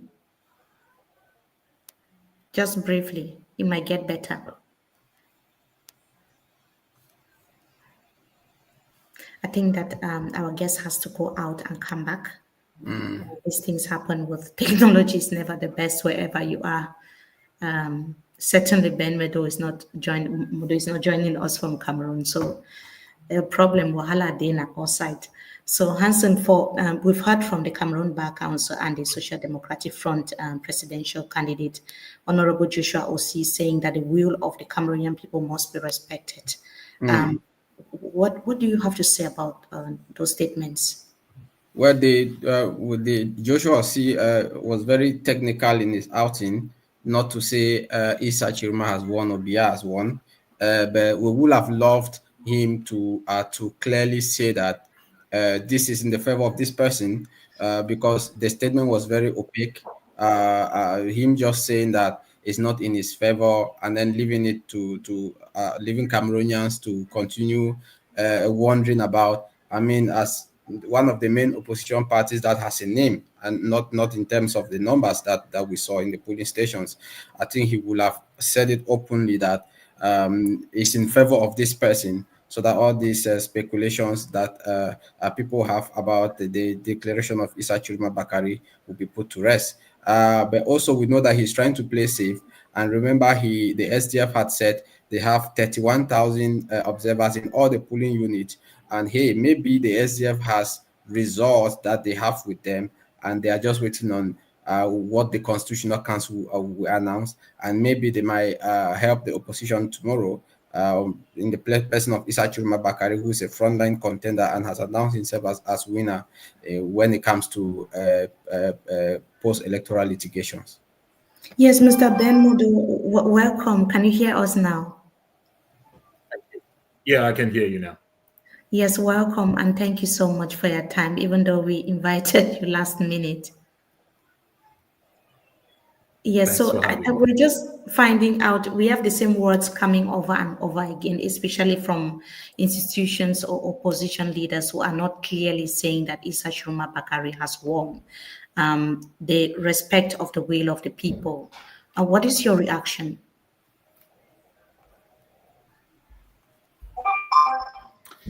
So I believe that, and I came to know opposition leaders throughout this campaign, and I can tell you, based on my experience, that they are not very courageous people. And I believe that most of them are players because they don't believe in what they say. And that's a big problem I've seen. If you know what your position is, and you know one, it's as that. You know, it shouldn't be bought, can't be sold. So it's just saying things the way they are. And so I don't believe in all those opposition leaders who are not capable of saying very clearly who won the election. They know who won the election. They should say it. It's as simple as that. And anyone who doesn't say doesn't help the Cameroonian people. Yes. So Hansen, you want to? Yes, Ben Modo, I'm still watching a video of you, you as the president of the Africa Policy Institute, MAGA. You came out in a video and said Issa Chiruma Bakari had won. But then the euphoria that we saw on the eve of the election and that of yesterday and today, do you think that the euphoria is dying down among Cameroonians, and that there might be a subsequent overturning of the polls in favor of the incumbent, and not Issa Chiruma Bakari, who announced himself as a winner?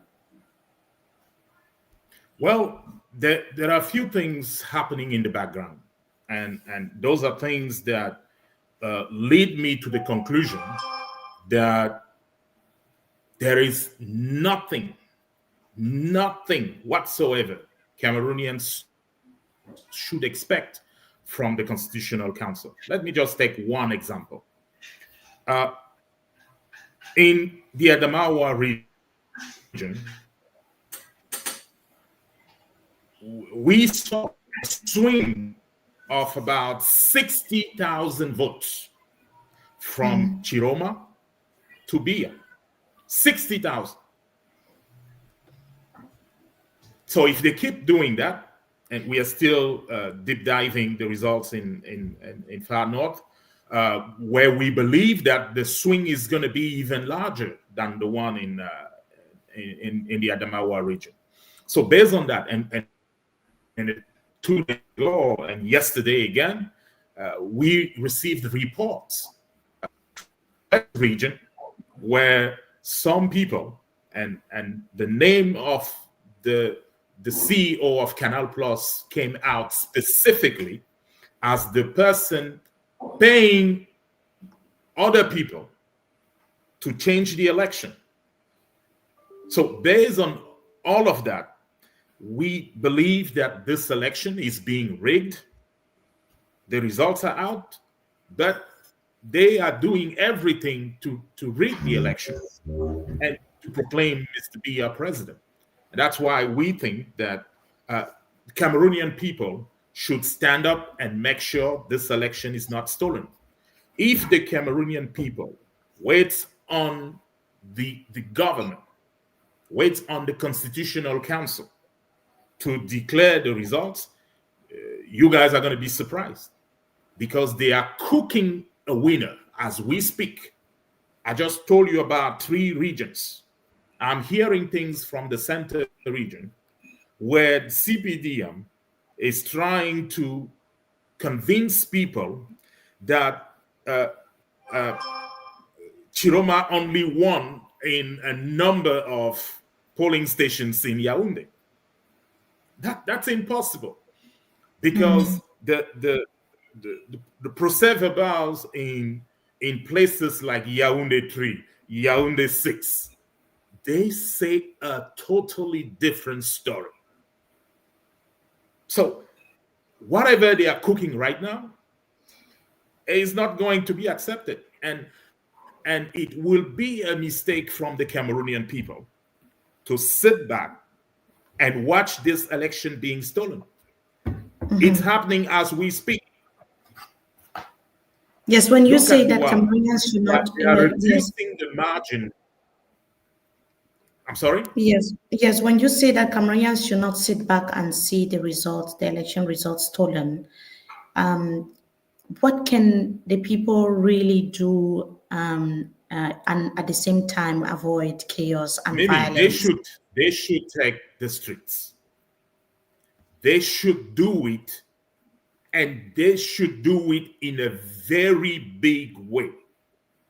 The Declaration of Independence in the US clearly states that all men are created equal, and that they are endowed with certain unalienable rights, and among those rights are the right for freedom, liberty, and the pursuit of happiness.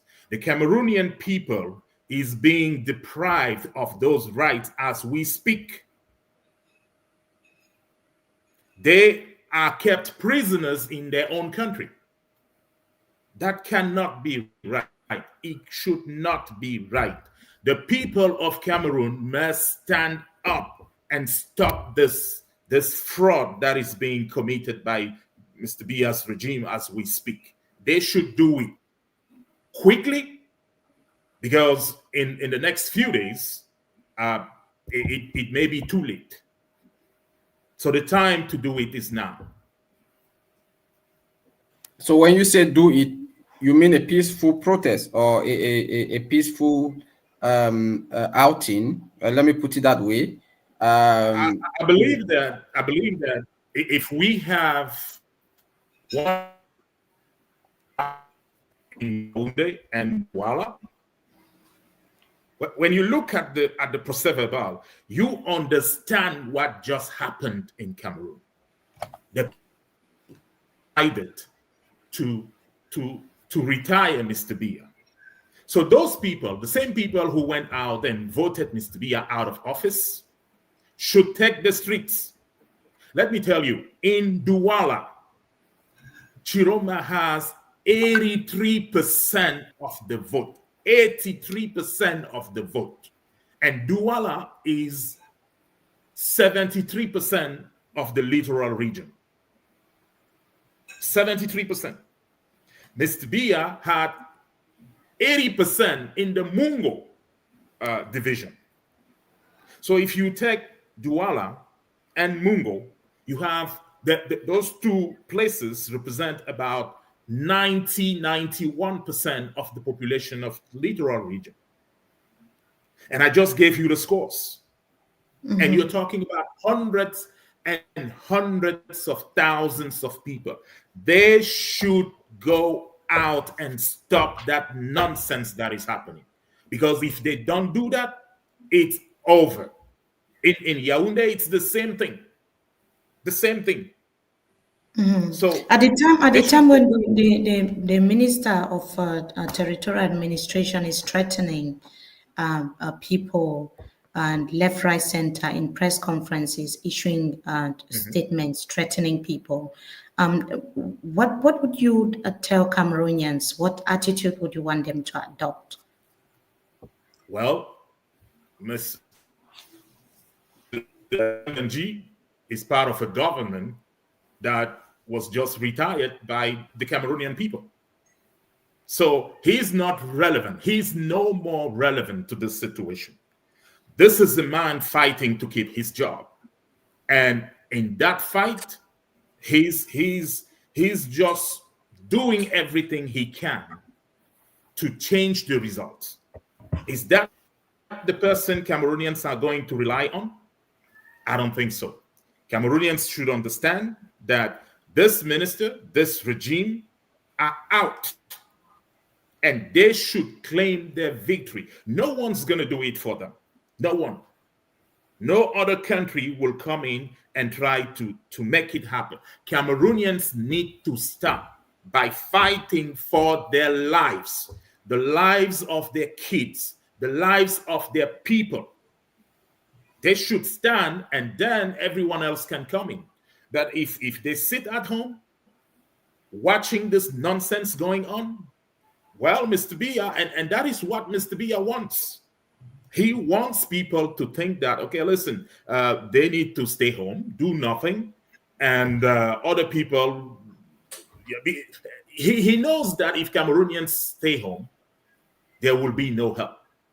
But we know that if Cameroonians take the streets, there will be help.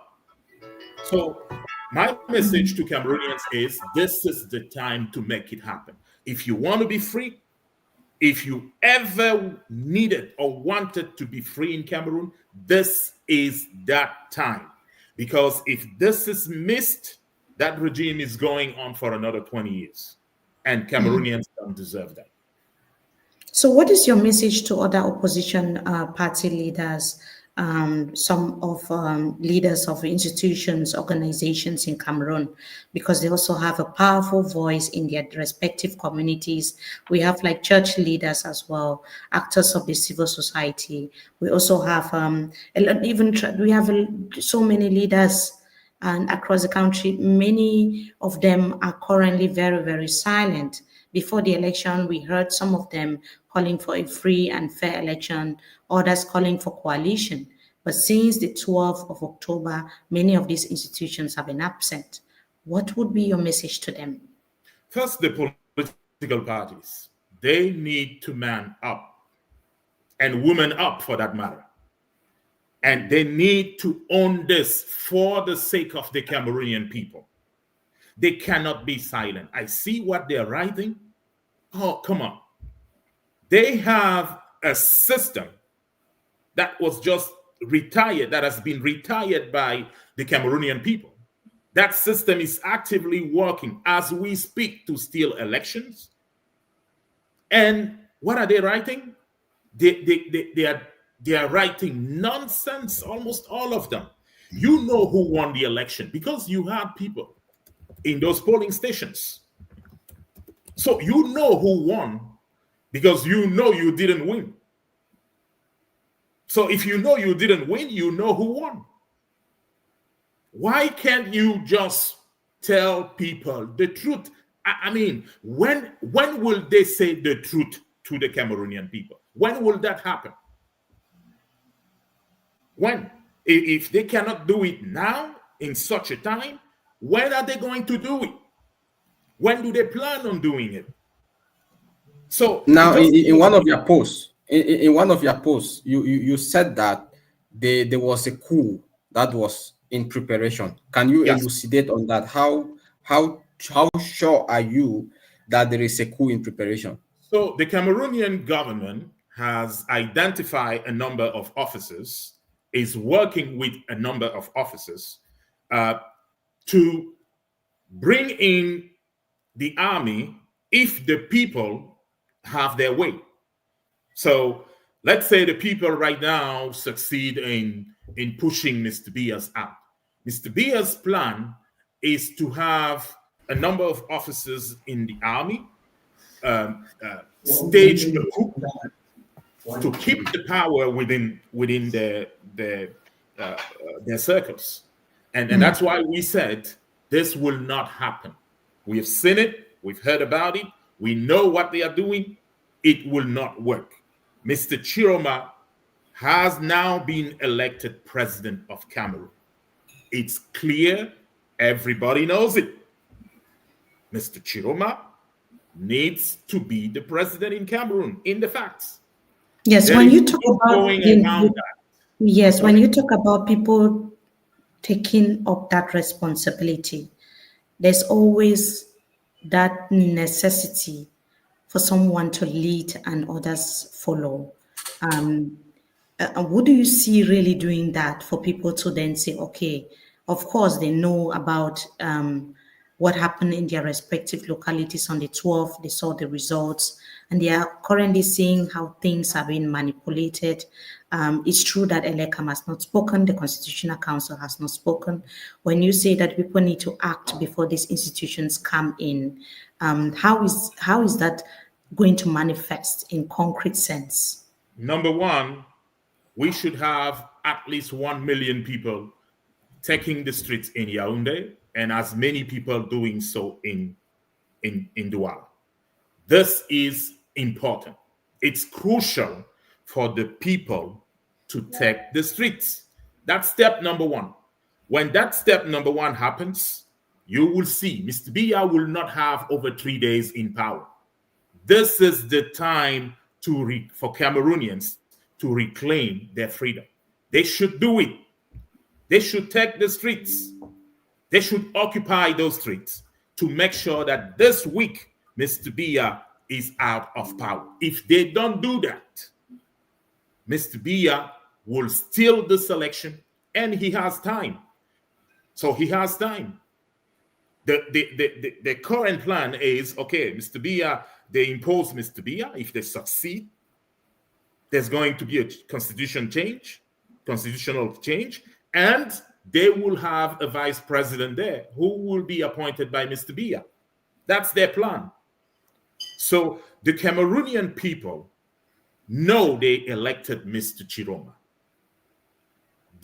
This is now the time to defend that vote. They should be out, all of them, defending their vote. That is their right.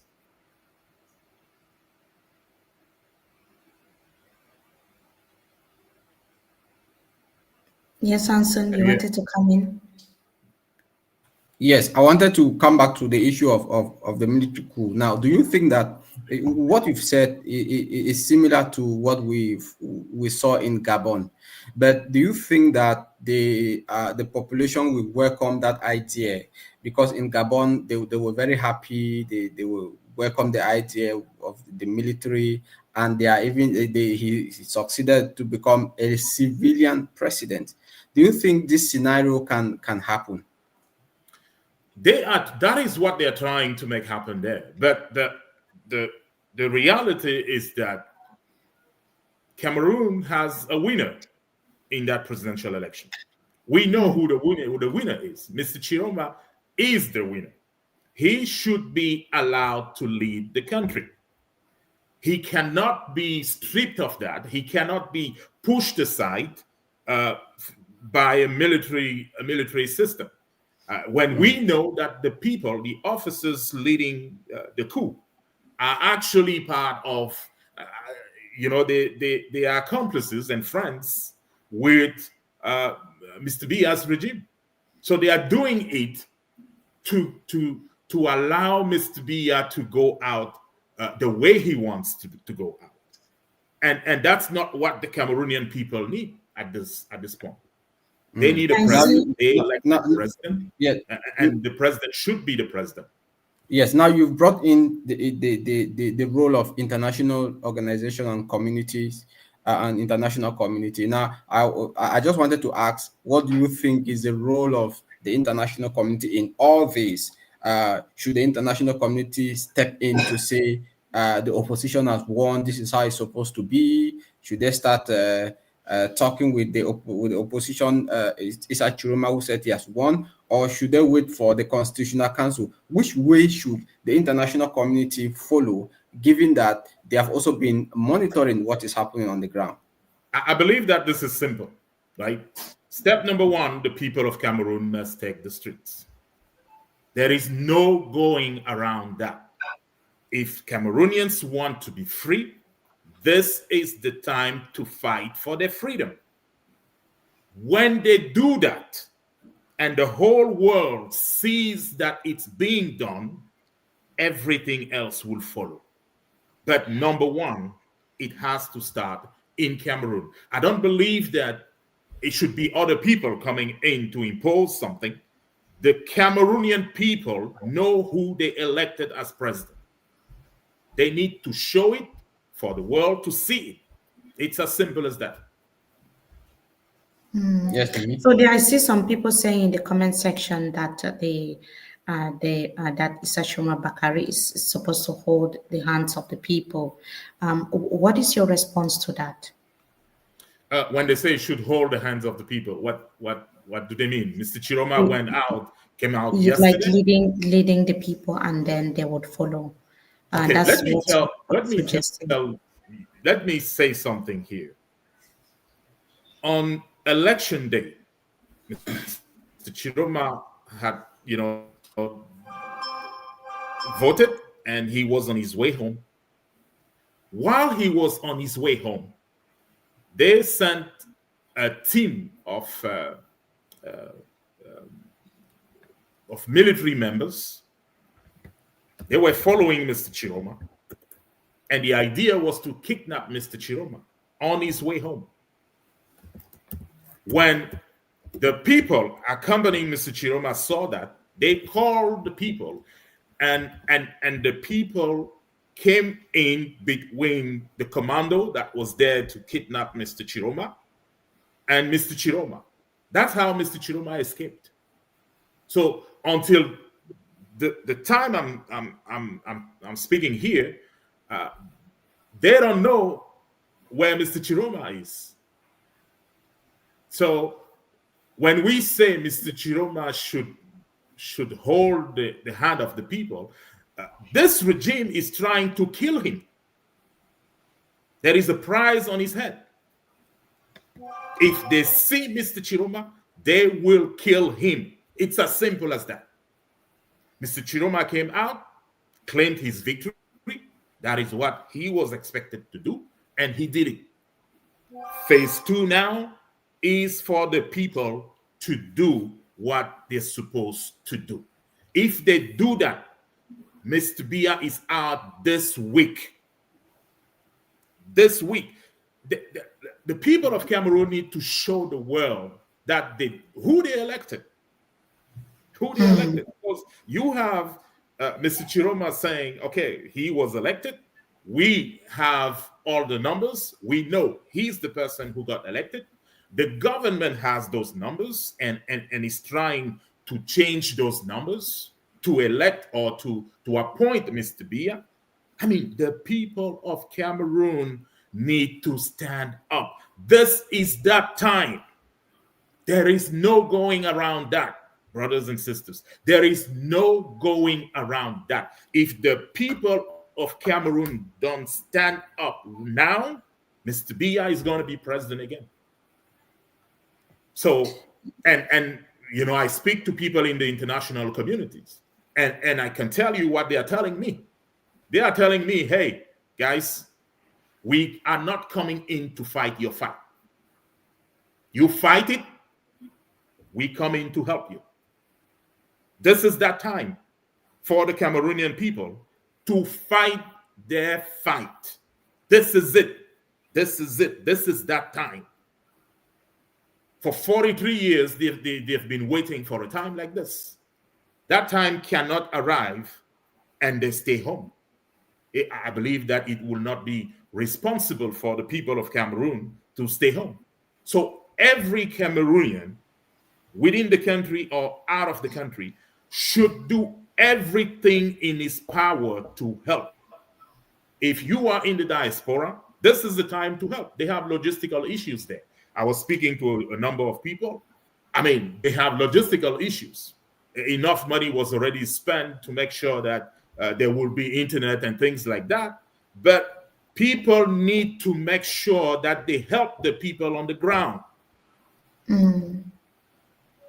So no Okay, matter we have a lot of questions regarding that in the comment section. So we are really carefully selecting the ones that and will be good for our audience. But I also have a question because I was speaking to one of my colleagues from East Africa. We've seen a wave of protests also with the Gen Z protests in Kenya and some parts of Southern and East Africa as well. And the question was, Mimi, do you think that the Cameroonian people are ready? Because everyone kept talking, it's going to be difficult to just hand over power, even if the opposition, Issa Chuma Bakari, is the Mimi, winner. let me tell you, right? I know the Cameroonian people are ready. I know it. You know how I know it? Because I saw it on Sunday.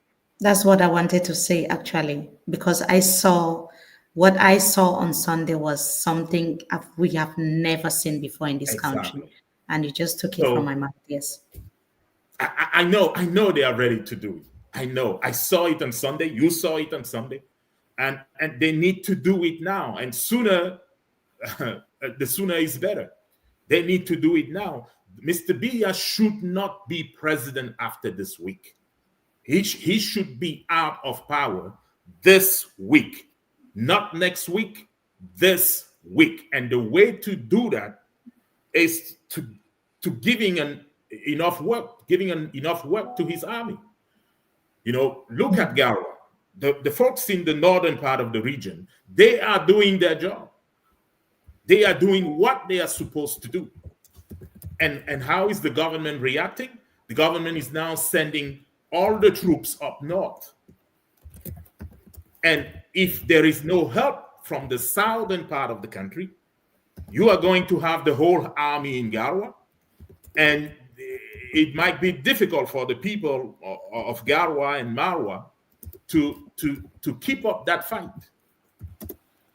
To avoid that, additional places of protest need to be created in Douala, in Yaoundé.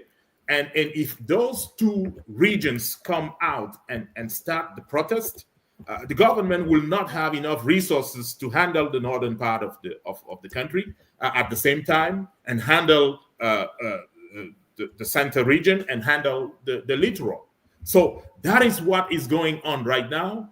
Everyone should participate. This is that time. Yes, Anson, you want to come in now with some more questions? I think we've really had his. I've gotten his idea is about people going out to protest, but we know how the regime is. Do you think that people going out to protest, a live bullet in 2008, we saw anti-government protests and protests against hunger. We saw how live bullets they were used against protesters. We've seen in the Anglophone regions in 2016, 2017. Don't you think that this is a bit extreme for Cameroonians? No, it's not extreme. If you want to plant, you want to plant, and you keep looking at the sky, you will not be able to plant anything.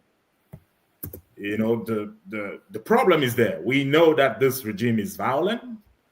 We know that. We need to show to the whole world that this regime is what we say it is. How do you show that? How do you demonstrate that? You go out, you occupy the streets peacefully, and they start doing crazy things.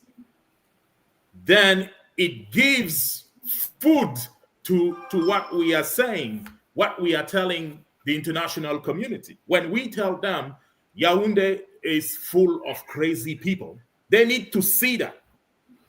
They need to see the army doing what we said they would do. Do you understand the strategy here? Yeah, but the army is loyal to one man now, which is President I don't think so. I don't think so. And I can tell you, I'm speaking to generals. I'm speaking to leaders in that army, and I can tell you, look at the results.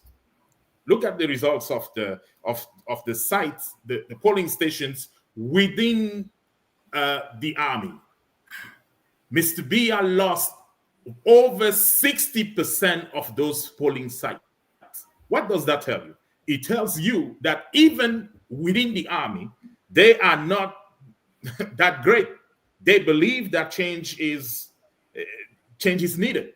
If they did not believe that, they would not have voted Mr. Biya out, because they too voted Mr. Biya out. So we understand that, and I can tell you with confidence that the Cameroonian army is not the people's enemy. Why? Because we have those numbers. We can tell you with confidence that Mr. Biya lost in over 60% of military centers. Now, that tells you. Yes. Yeah, go ahead. Go ahead, please. So that tells you in the army, you have people believing that this is the time to make it happen.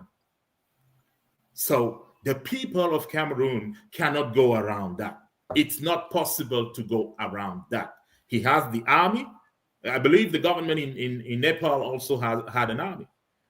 But this is the time to do it. Nepal should not be an exception. We should do in Cameroon what needs to be done. All right. Now you agree with me that 2018 we had a scenario with Maurice Kamto, who said he won and he couldn't defend his position, and the Constitutional Council said he didn't win, and Paul Biya was re-elected. Do you agree that the same thing can happen in 2025? And on what basis, or what is the background of Issa Chiroma Bakari in terms of positioning? Because I received some information, speculative, I should say, that he's also working with some people in government who are supporting him, and that he has the results and that he has kept them for the appointed time that he has won. Do you think that these two eras are quite different, or they seem to be similar? So Mr. Chiroma knows he won the election because he's looking at the same numbers we are looking at. And he knows he won the election. We know he won the election. The Cameroonian people knows he won the election. So everybody knows who the winner of this election is. Well, was it the same case in 2018? Was it the same case with Maurice Kamto in 2018? Now, let me take you a few examples. I want examples. us to compare the era. Yeah, let me take you an example. I know of 2 polling stations where Mr. Biya won in 2018, but lost in 2025. And I'm talking about places where it's almost impossible for, I mean, those are Biya's people. I just don't want to say that name, right, of that place. Those are Biya's people. And when I say Biya's people, you have members of his family there. You have members of his government there. You have people going to school that went to school with his kids over there. So the fact that Mr. Biya lost that polling station this year and people were shouting, it tells you everything. When we say that the Cameroonian people are ready, that's what we're talking about. Because they were more willing to be silent 7 years ago. They are no more willing to be that silent 7 years later. So the time has come for the Cameroonian people to do what they need to do. So my point is, if the Cameroonian people believe that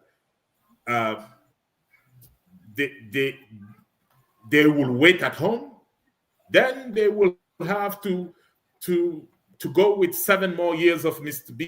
Biya's regime leading the country. It's going to be it's complete catastrophe. So it's the only way to avoid that is for the people to stand up and fight for their freedom. But is it true that Chiroma is working with some insiders? That he has some insiders within the regime working with them? I can't speak for Mr. Chiroma. I can say something about us, and I can tell you that there are people in that government that I'm talking to. There are people within the army that I'm talking to. So I cannot speak about what Mr. Chiroma is doing. I can I can tell you very freely that there are people in the government that I know voted against Mr. Biya. You understand what I'm saying? There are people within the army, and a lot of them, I can tell you, I know they voted against Mr. Biya. They are as fed up as the rest of the Cameroonian people. So this is the time to make it happen. Okay, all right. Thank you very much. And Mimi Mefo? Yes, so yeah, I was just saying that just to like a follow up from what Mr. Ben Modo is saying, we are going to now listen to Isa Shiroma Bakari. He addressed, many people have already watched the video, but for those who haven't, he addressed Cameroonians today. Let us now listen to his message. When we come back, we'll be trying to also, we didn't announce that earlier because we wanted to be extra sure. DISO, which is the civil society organization, also compiling results of the presidential election, will be having a press conference this evening on this platform to tell us where they are at with the compilation of results. So please just stay with us, because that will be a very, very important element in this discussion that we started on the 12th of October. I mean, so many weeks back, of course, but we need to know where they are at now with the compilations, what are the trends saying, and what is the way forward. But thank you so much, Mr. Ben Modo. If you want to stay with us, feel free, but we will have to watch a video now and then come back again very shortly. Thank you so much. Cameroonian women and men. I'll see you next time. Today, it is with deep emotion and immense pride that I address you. Together, we have written history. Throughout this campaign, I saw a Cameroon standing tall. I saw women, men, youth, and elders braving threats, facing intimidation, yet remaining mobilized. I saw voters keeping watch in polling station until the end of the night, protecting their voices, defending the truth of the ballot box. This courage, this determination will forever remain engraved in the memory of our nation. First, I want to say thank you to the Cameroonian people. Thank you for believing in me. Thank you for believing in us. Thank you for believing in change. Thank you to all who voted and to all who protected their vote. You are the true heroes of this victory. My gratitude also goes to all the men and women who fought this battle before me. Without your work, we would not be here today. For this, I say thank you. I also thank the candidates who have already sent me their congratulations and recognize the will of the people. Their gesture honors our democracy and marks the beginning of a new era where the unity of the opposition and the civil society becomes an irreversible force. I want to say it with gravity and simplicity. The people have chosen, and this choice must be respected. I call on all institutions, all administrative authorities, all officials, not to make themselves enemy of the people they are meant to serve. The time of fear, manipulation, and false calculation is over. The only camp that matters today is that of Cameroon. To our defense and security forces, I pay tribute to your loyalty. I call on you to remain on the side of the Republic and of the people.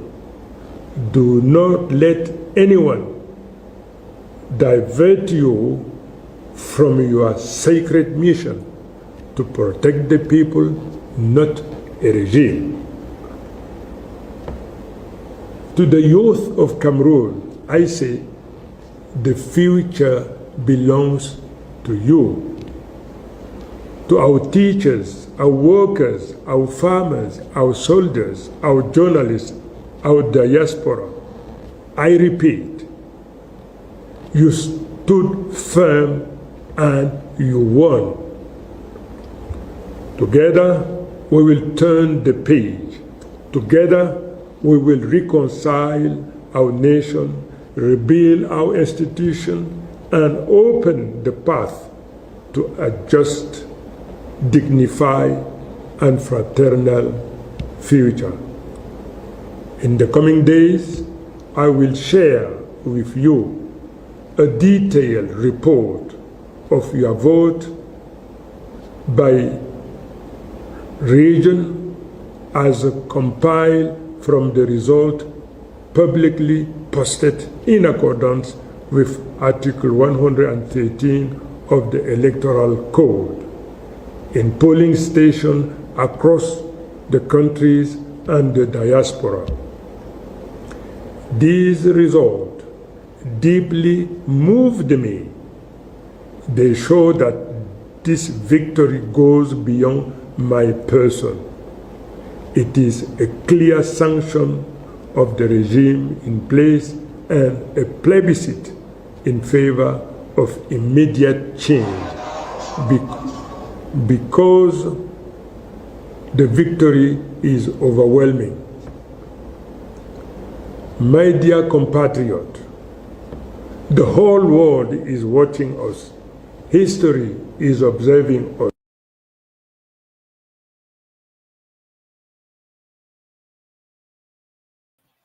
So that was the declaration of Issa Chiruma Bakare. It was done at 2 a.m., around 2 a.m. Mimi, Yes. today. Yes. So when you listen to him, there are some key things that I retain from it. Some of the things that I retain is he is aware that the institutions in Cameroon cannot be trusted, like the Constitutional Council. So the political statement that Issa Chiruma Bakare here is making is that the legal frameworks that are there are not capable to validate the results of the 2025 presidential election. He is also saying that even elections Cameroon itself cannot give any credible results as far as the election is concerned. I also see him, pleading with the forces of law and other security forces in the country to addressing the security forces to also seek legitimacy through national, to stay neutral with regards to the election. And that's a, some sort of an appeal. He's appealing not just to the population, but the institutions that are in place, like the security forces, because that is one of the biggest tools that the government uses to kind of suppress people who want to speak up, opposition party leaders in the country. So I think it's a very careful strategy to send a message to the military not to act with repression, but to also act as citizens of Cameroon and think before they act, and to, act for the sovereignty of the nation, not for an individual. We know how Cameroon operates. It operates as a state where people tend to work for beer instead of serving the nation, and they tend to say we are doing this in the name of au nom du président de la République. Instead of looking at the policies, you will even see a health minister saying that sort haute instruction, even with very basic things where he is supposed to take the credit and act as a minister of public health. He has to still put President Paul Biya first. In offices, his images have to, of course, even with some presidents out of the national territory, we see pictures of heads of states in their offices. But President Paul Biya's image is now being used to even replace him where he is absent. Like during the campaign trail, we saw the mascots of President Paul Biya used in Bamenda, where Paul Atanganji was addressing the crowd. People were holding the picture of a leader who's been described as an absentee landlord, that person that is never seen, but only heard or listened to through his ministers.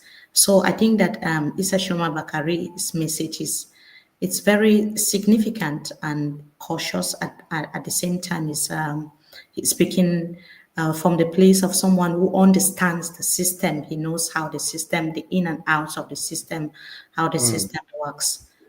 Yeah. Okay. Now, if there is one thing I was waiting for you to say it. There is one thing he said in his speech. People have not paid attention to that particular thing. He said two main things. You've said one, which is calling on the army to stand down.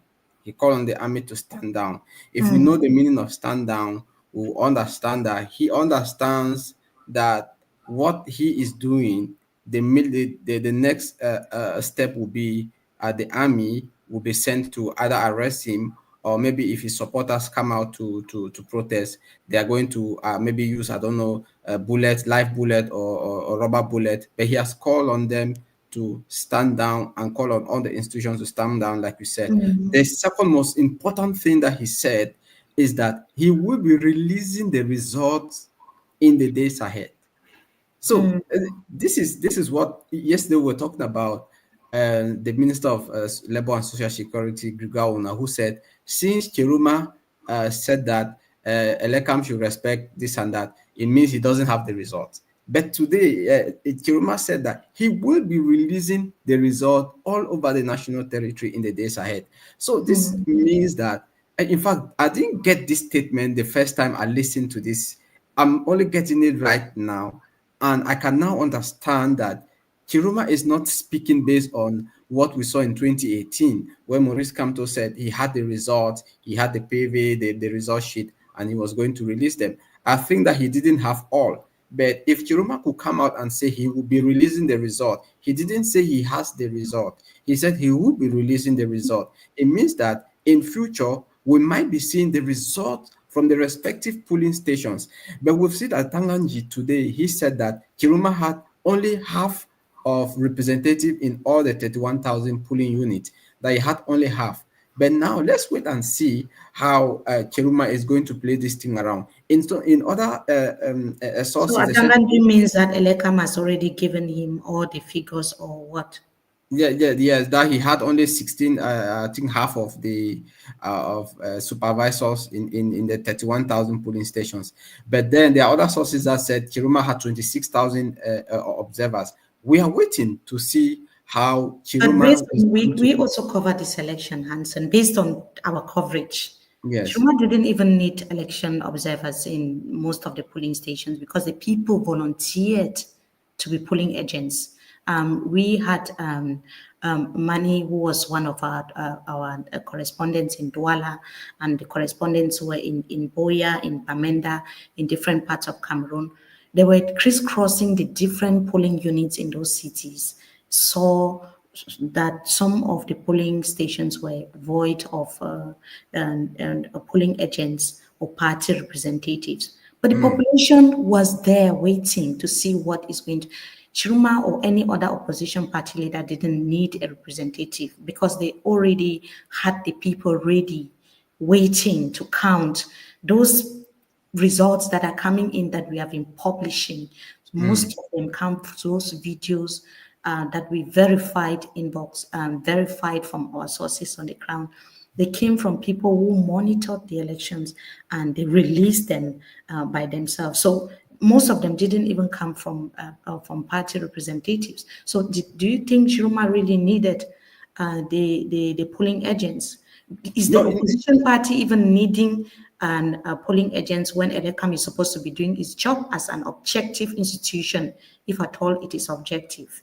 We know Elecam is not credible. It's never been credible. We've been asking for a single ballot system that needs to be done. They know that in Cameroon, if there is a single ballot system, the idea of rigging an election will be extremely difficult. What you need to do maybe is to either remove the ballots that have been voted already and then stuff it with other ballots. But we know this is really difficult because in a single ballot system, it's a very long paper, and too many long papers, definitely people will know that, okay, there's something wrong going on. So it's not a credible institution. And that is the reason why the opposition needs to have representatives in these areas. If you see areas where the opposition didn't have representatives, or where areas where they chased away representative from the opposition, like in Agiati, in Bafut, where the military, in complicity with Elecam officials, chased away the representative. And in these remote areas, you saw how the elections were rigged. They were rigged, we should say it as it is, in ABC. They were rigged in most of these rural areas. And that's how today we saw the minister delegate to the Minister of Justice, Jean Didier Momo, saying that, do you know that in rural areas, there are many people in rural areas more than in urban cities? This is really crazy. We know the rural-urban migration, and we know that most people in cities are politically mature, and these are most of the people who go who register to vote. The statistics show that most of the people are concentrated in urban areas. But if a minister comes now and says that rural areas are more populated than the urban areas, this goes to tell you why the regime, or the CPDM with the regime, is using the rural areas to stuff these ballots. And we are not just saying it. When you listen to Minister Jean Didier Momo, you just see agenda setting there. Yes, yes. Why is he focused on rural areas instead of urban areas where he is? Why can't he tell us what happened in his own village or in his own city or where he voted? What are the results there? Can he tell us, first of all, what the results are? Those are just strategies.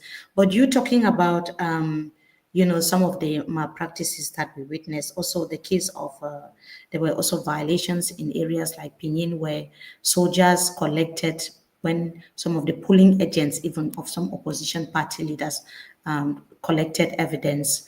Their phones were collected, and some of their phones destroyed. Some of the evidence were deleted. So we cannot really have them because they had captured images and videos, but most of all of these videos were actually deleted. We have Manye saying that we should invite our French correspondent. So yes, we'll try to do that, but we would also have someone who will be speaking in French just very shortly. But Hansen, back to what Issa Shuma Bakare is saying, because we are kind of analyzing his speech. I also think that the fact that he's saying the victory is the victory of the people is already a message, because if we are kind of interpreting what he's saying, it's not say I. He kept saying we, the people, us. He was using very specific, is it pronouns or yes, Words. pronouns, words.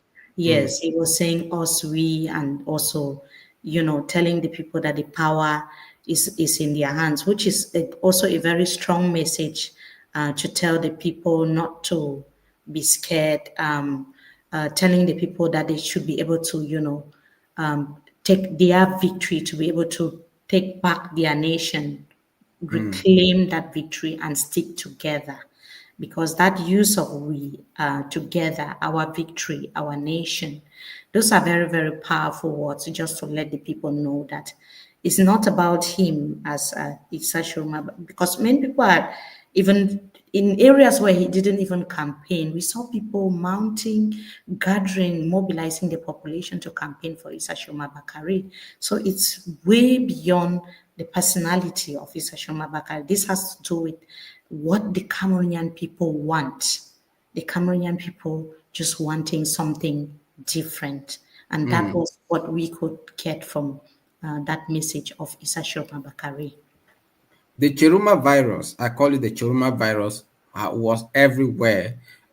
People want change. People do not want to see who is bringing that change. As far as there's a contender, that is the person people will go for, and that's why people quickly align themselves behind Issa Chiruma Bakari. I said it here last week. There were many factors that push people to go behind Issa Chiruma Bakari. One, they look at him as somebody who knows the regime so well. You know, when he resigned, people were saying, okay, this is another strategy by the regime in order to push away opposition and divide them. But then people were, when he started, his campaign, the choice of words that came out from his mouth, the way he did his campaign, people saw that, oh, Issa Churma Bakari really means business. And that's why people started aligning behind him. It's good to align behind someone who knows the games of the regime, who knows their in and out, and who knows how he can downplay them. It's good to align behind someone who can fire back to Paul Atanganji, because up till now, people believe that Atanganji is someone, when he speaks, everybody sits quiet. We've seen how, in some cases, Maurice Kamto also decided to use some a monologue. I don't know, no, not monologue. So some anecdote also about Atanganji and saying stuff like that. But Issa Churma Bakari is not that kind of person. He hit his hand on the table and he says what he wants to say. So we are seeing a different quite scenario away from 2018, a scenario that has left the West region and has gone to the North region. And in this case, it's not only one region, we are talking about 3 regions. So it's very dicey, and Chiruma is in the middle. I heard today that some youth left Marwa and were marching to Garwa. Just in case something happens, they wanted to go there and see how they were going to protect their brothers in the town. It's just an information I got. I don't know how security-wise, how that means to the people of Garwa. But we know that Garwa is between Adamawa and the far north. And it becomes extremely difficult, especially if people have to go the military and stuff like that. The road, first of all, in Adamawa to Garwa is very bad. So there are certain things that are favoring naturally Issa Churma Bakari in his declaration. Now, what do we make of that? We don't know. In the days ahead, we'll be waiting to hear to see the result sheet that he has promised to send. But Mimi, I want to play this video of a Cameroonian. He's an Anglophone, but he struggled to speak in French. And he was also saying that the military should stand down. This is not a fight between the Cameroonian people and the military. It's not a fight between Issa Churma Bakari and the military. It is about democracy. It is about the rule of law, and it is about the outcome of the election. And he asked the military to stand down. It is not about you shooting people with bullets if you have been sent to do so. So let's listen to him. So bad. Mais CBDM, les gens là, on commence au niveau des sous-préfets jusqu'au niveau du président. Ce sont les bandits à tous. Mais les militaires, c'est pas que les militaires, c'est là le moment que vous-même vous ouvrez les yeux. Oubliez-vous, colonel là, ce sont les bandits qui travaillent avec le président. Si on lance le balle, que tu vas tirer sur les gens là, ne tire pas. Ne tire pas. On change le pays là. On change le pays là, ne tire pas. Parce que les Camerounais sont maintenant, ils ne rentrent plus, comme moi ici là. Méfiez-vous, c'est que vous ferez, vous tirez pour voir le sang des gens que vous avez formés pour venir protéger les gens. Méfiez-vous. Si on tout lance les balles sur un Cameroun, tu sais, que tu es en train de tirer même. That generation is finished. Méfiez-vous les Camerounais. Ce moment-là, il faut le moment de changement. On a voté, on a vu le résultat. Mais on ne veut pas voir le vieux père là qui va venir s'asseoir dans 24 ans, dans 24 heures pour lire la bêtise, pour lire le vol. C'est ça qu'il faut que les Camerounais doivent être sages. Que ces élections-là, ils sont déjà décidés le résultat depuis. Mais la vérité, dans ce qu'on a vu le terrain, là, ce n'est pas ça que ça va sortir. Ça, c'est le moment pour ouvrir les yeux et pour voir. Si vous avez voté, tu as un militaire dans vos familles, il faut parler la vérité que le militaire. Ne tirez pas sur vos familles. Ne tirez pas. Si vous avez envie de faire la guerre, partez à Russie. Partez à Russie pour faire la guerre. Ce n'est pas entre les Cameroun, get the message. True, c'est true.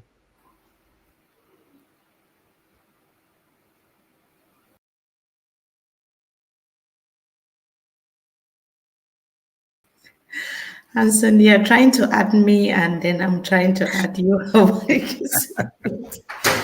Yeah, so his message resonates with many Cameroonians because that's what's going on the minds of many. So many see with him, they reason with him, they think that it's the same way to go. When he was speaking, I just remembered a video of a protest that we saw recently. I can't remember which part of the world, where the protester was the wife and one of the policemen was the husband, and they just came face to face each other, and then I could see the wife going very closer to the husband and saying, "We are here protesting," and that they have to really be careful as they are doing it. So what this guy is trying to say is that those protesters could be your brother. You are a soldier, and one of those protesters could be a cousin, a family member, and you could actually be targeting a family member. So be careful how you go about it. I don't want to be a devil's advocate here, Hanson, but I'm seeing a pattern, except maybe for the far north region where we've seen soldiers trying to, to intimidate.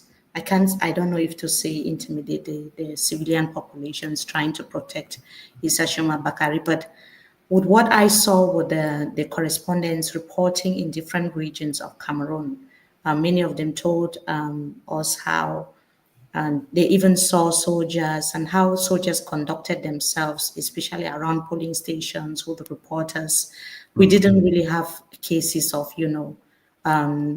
rights violations like we've seen in the past, where journalists sometimes were brutalized by the soldiers or stopped from doing their job. It was a smooth, and we all could see it here, that even when some colleagues were called and asked questions during the live stream, they were just assured that, okay, we just wanted to make sure that you have your accreditation badge. Which was something that we've not really seen before. In very, in summary, these soldiers have to conduct themselves differently this time, because it's not just about a particular region wanting something to happen. It's not just about a particular people or, people from maybe the English-speaking part or the French-speaking part. This has to do with Cameroonians as a whole. Hanson. Yeah, of course, it has to do with Cameroonians as a whole. And Mefo, just to tell you that the battle now, the real battle now is not about, look, the CPDM, we have covered several elections, right? And this year we have not covered election, we have not been on the ground. And when you walk on the ground, you don't really receive the volume of information. I can tell you that you and I, Mefo, we have received volume of information, of videos, of electoral malpractices that are just so huge. I can say without any fear that the CPDM is manipulating the votes right now. We've received videos, videos in bars, videos of them in places threatening electoral officials. These things are clear. What is playing in the background right now is that where there were no phones to record the sheets and record the scores, Elecam and corrupt Elecam officials, I don't want to say Elecam in general, corrupt Elecam officials stationed in this polling unit are working with administration, are working with CPDM, and with complicity with some law enforcement officials who are thumb printing. We have seen it, thumb printing the ballot. There is a video before this comes, me have seen that they are ready. There is a video where they in a polling unit where only about 100, I think about 90 people voted. there were additional about 100 other ballot papers inside the ballot box. And people were asking the guy that, how come these other over 100 ballot papers found themselves inside this ballot box? Let me play the video before maybe we go over to this. Je dis ceci, arrêtez les caméras, c'est bon, vous arrêtez. Je dis ceci, écoutez-moi, dans ce bureau de vote, il y a eu 267 enveloppes, 367 candidats, 94 ont voté. Et on a retrouvé combien d'enveloppes? Bon, messieurs, exprimez-vous. Les 118 autres sortent d'où? Les 118 autres sortent d'où? C'est ce qu'on attend de vous. Les 118 autres sortent d'où? Les 118 autres sortent d'où? C'est une question. C'est une question. Répétez vos paroles, c'est ce qu'on attend ici. Oui, exprimez-vous. C'est la vidéo. C'est la vidéo. Et vous allez parler dans la vidéo. Vous allez parler dans la vidéo. Ce n'est pas l'audio. C'est la vidéo. On peut fabriquer l'audio. La vidéo ne fabrique pas. Ce n'est pas l'IA ici. J'ai dit c'est la vidéo. C'est la vidéo. C'est la vidéo. Exprimez-vous normalement. Dites la vérité. C'est la vérité qu'on veut ici. Et rien d'autre. On veut la vérité. Exprimez-vous donc. Les 118 autres bulletins sortent d'où pour être dans les unes. À l'intérieur des enveloppes. Non, non, non. C'est pas nécessaire. On vous écoute. Ça sort d'où? Ça sort d'où? Explique-toi. On va rien te faire. Exprime-toi. Explique-toi, c'est mangam. Explique-toi, explique-toi, dis-moi ce qui s'est passé. Explique-toi, c'est mangam. Attends, comment? Reculez près de lui. Comment? Attends, quelqu'un va les assassiner. Reculez près de lui. Il est censé que ça dans sa vidéo. Pardon, évitez les problèmes. Il est censé que ça dans sa vidéo, c'est mieux. Exprime-toi. Exprime-toi. Après, il y a eu irrégularité. Après dépouillement, quand on a compté, on a vu plus de bulletins. Et ces bulletins, quand on dépouille, on voit que ce sont les bulletins du RDPC. Voilà. Et c'est bon, attendez. C'est pas suffisant, c'est bon. Non, venez. L'irrégularité vient d'où? L'irrégularité vient d'où? Vous êtes censé contrôler. C'est-à-dire qu'un candidat entre, vous l'enregistrez, il ressort, vous vérifiez, vous remettez sa carte. Comment se fait-il qu'il y ait 94 votants et plus de 200 bulletins? Les autres sortent d'où? L'irrégularité sort d'où? Plus exactement. C'est ce qui nous intéresse. Non. Écoutez, exprimez-vous normalement. N'entrez pas dans sa vidéo, il est seul. Exprimez-vous normalement. Il n'y a pas de pardon ici. J'ai dit, exprimez-vous normalement. Exprimez-vous. On va rien le faire. On ne le fait rien. Exprimez-vous. Oui. La vérité, c'est que pendant que nous travaillons là-bas, oui, à des moments. Qui est venu? Pendant que vous travaillez? Pendant que je travaille. Oui. Maintenant, à un moment donné, sincèrement, le terrain était miné. Et sous ma vigilance, il y a eu une entrée de bulletins. J'ai constaté, mais c'était au-dessus de moi à ce moment donné. Voilà. Constater ne suffit pas. Vous avez vu ou constaté? Parce que constat, c'est après. Non. Avoir vu et constater, c'est deux choses différentes. Non, vous avez vu quand on les introduisait ou après l'introduction? Non, laissez s'exprimer. Non, c'est pas qu'on a dépouillé, ça veut dire qu'il veut nous baratiner. Ce n'est que ça. Pourtant, il a affirmé depuis le début avoir subi des menaces. Qui nous explique? Et par qui? Avez-vous subi des menaces? Par qui? L'intimidation, c'est quoi? C'est pas une menace? Oui, vas-y. Attends, il va le poser. Oui, il n'a pas dans la vidéo. Je vais le poser la question. Président. S'il vous plaît, oui, je vais vous dire quelque chose. Attends, tu es de l'Elecam. Appelez tous les trois présidents. Lesquels présidents? Les trois ici? On va les appeler, vous ne les dérangez même pas. Tu es de l'Elecam, non? Les gars. Oui. Si vous pouvez mettre une petite sur la vidéo, pour tout un chacun, je vais rassembler tous les autres. So this is very interesting and appalling at the same time, you know. But I like that energy in, like Ben Modo was just saying, that Cameroonians are capable. You see, the man was shocked. You know, he's a very young Cameroonian. and representing Elections Cameroon, very young. I'm not sure he's up to 45, but they've been doing this over the years, and it seemed like something very normal. And probably they were told that time and again that you should be there not to serve Cameroonians, maybe serve the CPDM, and this is what you have to do. But he didn't see this scenario coming. That's why he was taken aback that you have to stop videoing. And the guy said, audios can be doctored, and people might say that is not true. But this video, no one will be able to say that this video I'm taking is false, because it's in real time, it's happening for real. But Hanson, let's welcome Michelle Doki. She is head of DISO. That is a civil society platform that came together, was created to kind of see how to assemble results of the presidential election. It is a platform that is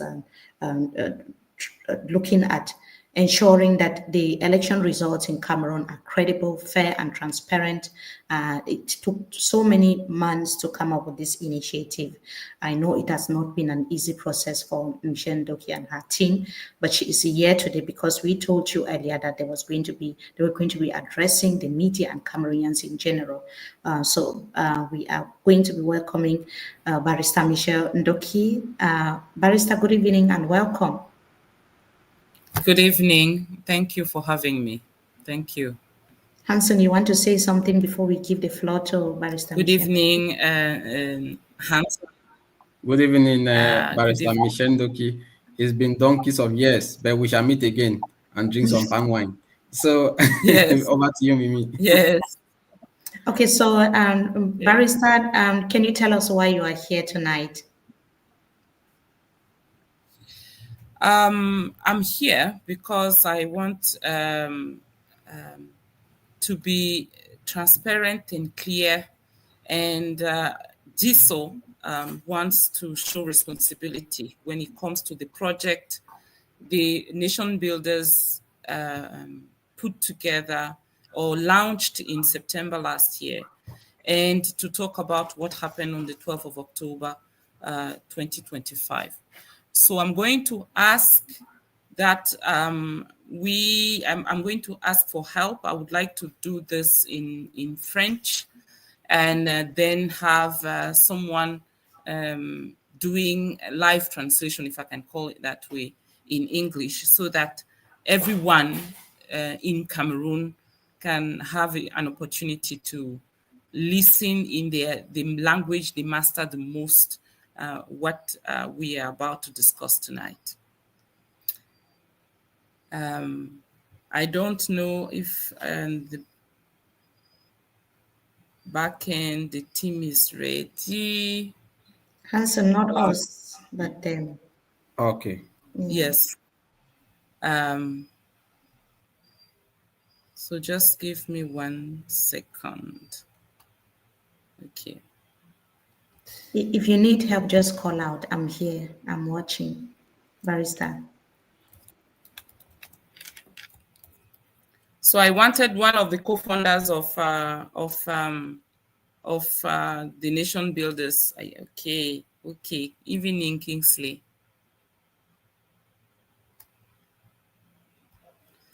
It's good to be here.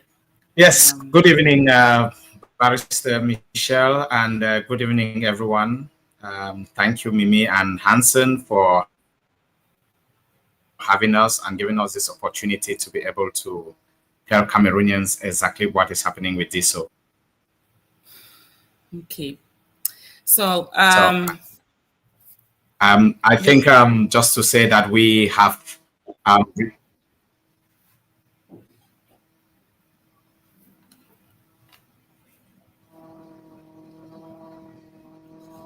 la première chose que je voudrais faire, c'est dire d'avance toutes mes excuses si on a des problèmes de connectivité. Alors, on est au Cameroun, vous savez que ça peut arriver. Je vous remercie de votre patience. Merci d'être présent, surtout aujourd'hui. Nous avons convoqué cette conférence de presse, je le disais tout à l'heure, pour faire preuve de clarté, pour faire preuve de transparence et de responsabilité au sujet du projet DISO et de ce qui s'est passé depuis le jour de l'élection, le 12 octobre 2025. Comme vous le savez, pour beaucoup d'entre vous, DISO est une initiative citoyenne. Cette initiative a été conçue de bout en bout pour garantir la transparence et la vérité dans nos élections. Les dernières élections présidentielles d'octobre 2018 nous ont laissé un goût d'inachevé dans la bouche. Si les débats devant le Conseil constitutionnel ont permis d'établir que nous ne pouvions pas, avec confiance, considérer les résultats soumis à la sanction du Conseil constitutionnel par la Commission nationale de recensement général des votes comme le reflet fidèle de la volonté des Camerounais, nous ne savions pas quel était ce reflet fidèle, nous ne savions pas quelle était la vérité. Nous savions que ce que nous avions vu n'était pas vrai, mais nous ne savions pas quelle était la vérité. Et nous avons donc construit DISO, non pas comme une plateforme politique ou comme un projet de l'opposition, comme on aime l'appeler ici, mais comme un outil national destiné à tous les citoyens, quel que soit leur bord, pour observer, enregistrer et protéger la vérité du vote. Kingsley.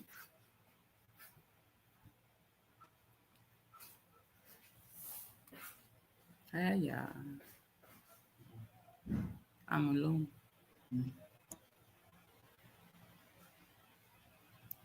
Yes, thank you, Barrister, and thank you, everyone, again. We have called this press conference virtual, of course, to provide clarity, transparency, and accountability regarding the DISO project and what has happened since Election Day, October 12th, 2025. As many of you know, DISO is a citizen-led initiative built from the ground up to ensure transparency and truth about our elections. For decades, Cameroonians have said elections are rigged. This year, we wanted to say, not if citizens take responsibility. We saw what happened in 2018, where evidences of fraud were presented, evidences of unsigned PVs were presented, but the Constitutional Council said they were unacceptable. They were they could not accept them into evidence. And we have had 7 years of reflection, which led to us building DISO. But it is not a political tool. It's not a platform for the opposition, as many have assumed. Rather, it is a national tool for all citizens to observe, to record, and to protect the truth of our vote. Donc, vous le savez, l'ambition était d'être en mesure de vous annoncer à la sortie des urnes le soir du 12 octobre ou le 13 octobre un rapport préliminaire. Malheureusement, nous avons été confrontés à un certain nombre de défis sur lesquels je voudrais m'exprimer dans la plus grande transparence. Nous avons développé un système et ce système était conçu, c'était une plateforme numérique qui était conçue pour collecter, analyser et compiler les résultats. Nous avons mis, quand nous avons fini de la concevoir, cette plateforme en ligne, mais il est apparu, lorsque nous avons commencé à recevoir des données, que la variété dans le type de données que nous recevions, c'est-à-dire nous avions des photographies, où nous avions des procès-verbaux, où nous avions des formulaires, cette grande variété était complexe pour le système à analyser et ne nous donnait pas une assurance satisfaisante de restituer les résultats tels qu'ils ressortaient des bureaux de vote. Nous avons donc dû retarder le rapport préliminaire et solliciter à nouveau des équipes, une deuxième équipe, pour corriger recalibré le système et nous avons remis la plateforme en ligne. Puis nous avons décidé de nous doter d'une deuxième plateforme à titre de précaution et nous avons donc commencé à recevoir des résultats. Nous avons aussi reçu des résultats que le système a rejetés parce qu'il s'agissait de faux. Nous avions notamment des tableaux, puisque certains des rapports étaient des photographies. Nous avions notamment des tableaux qui manifestement avaient été retouchés, ce que l'outil d'intelligence artificielle associé à la plateforme a permis de détecter. Et nous avons été un peu étonnés d'ailleurs du nombre de ces faux rapports. Nous avions entendu un peu plus tôt un représentant de l'autorité dénigrer les plateformes et pointer du doigt particulièrement notre initiative. Nous pensions donc qu'elle n'avait pas beaucoup de prix à leurs yeux. Une force a été de constater, compte tenu du nombre de faux rapports que nous recevions, qu'elle était quand même perçue comme un outil capable de déranger l'ordre établi. Fort de ce constat, nous avons demandé à partir du lundi 13 octobre à nos équipes de réouvrir les plateformes pour obtenir plus de données afin de renforcer la qualité de l'information que nous avions à disposition. Ce n'était pas une décision facile. Nous avions pris l'engagement de donner un rapport préliminaire le 13 octobre. Nous avons reçu énormément d'appels téléphoniques pour nous exprimer, mais c'était nécessaire. Notre priorité a toujours été l'intégrité, ça n'a jamais été la rapidité. Nous aurions pu publier des chiffres plus rapidement, mais cela aurait pu induire notre grande et belle nation en erreur. Nous n'avons donc pas publié des chiffres dans lesquels nous n'avions pas une confiance absolue et aujourd'hui, j'espère que les impatients parmi vous sauront comprendre que cette précipitation n'est pas notre façon de faire. Kingsley. Yes, thank you, Ken Barrister. Just I'm recapping what Maître said in French because I see people in the comments asking. So just it's a bilingual. So what I'm saying is just a repetition of what she said in French. So we did face challenges with the project, which is why our plan, which was to give an exit poll on the night of the 12th, we had intended that by 10 p.m. on the night of the elections, we will give an exit poll. And we planned to give a preliminary report the following morning, which would have been 24 hours after the vote. Unfortunately, we faced major technological challenges. And this is what we are very open about. We had initially developed one digital system, but as our IT team tested it, they ran into complications, mostly due to the complexity of Cameroon's network infrastructure and the diversity of devices used by observers. We then had to bring in a second team of technicians to build a separate platform to ensure continuity. Both platforms, elecactive.com and disoapp.com, went live on Saturday, October 11th, the day before the elections. On Sunday morning, on October 12th, as polling stations opened and observers began submitting reports of incidents, we received a lot of incident reports in the very first hour from different parts of Cameroon. You've seen some of them online now, many of them from the Northwest and the Southwest regions, many of them from different polling stations across the country. But our systems became suddenly overwhelmed. I think we underestimated the nature of problems that were in the Cameroon's election. Some observers, for example, started sending written reports. When we opened again subsequently for results to come in, we saw, as you all also saw on social media, some of the reports were on blackboards, some of them were photographed whiteboards, other were handwritten sheets, and other were uploaded images of the processed verbal or the PVs. And what we had done was to ask the technicians to create a system that could read this data and transmit them into data that can be then give us the actual result. Unfortunately, we realized that amongst this data, there was a lot of fake and tampered ones. The system flagged them, and there were reports that had been digitally altered by AI, which they report again, the systems picked them up. But now our systems had to be doing much more than we had anticipated. And so our technical team had to bring it down again on that same day, which is why many of the trained observers that we had could not submit. And then many of the public that we had asked them to crowdsource information and send couldn't. We received a lot of this by WhatsApp, but unfortunately we cannot use that because we want to be sure that the integrity of the data that we've received is preserved.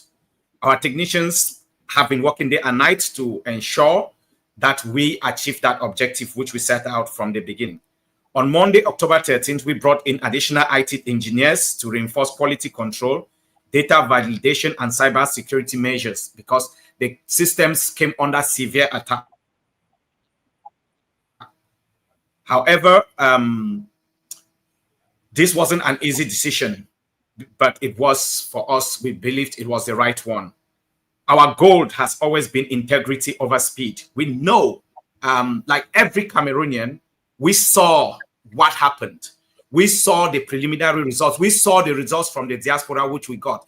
We saw so many, but we did not want to be hasty in our decision because integrity for us was more important than speed. We could have rushed to publish, but then we would have risked misleading the nation. That is not who we are. Okay.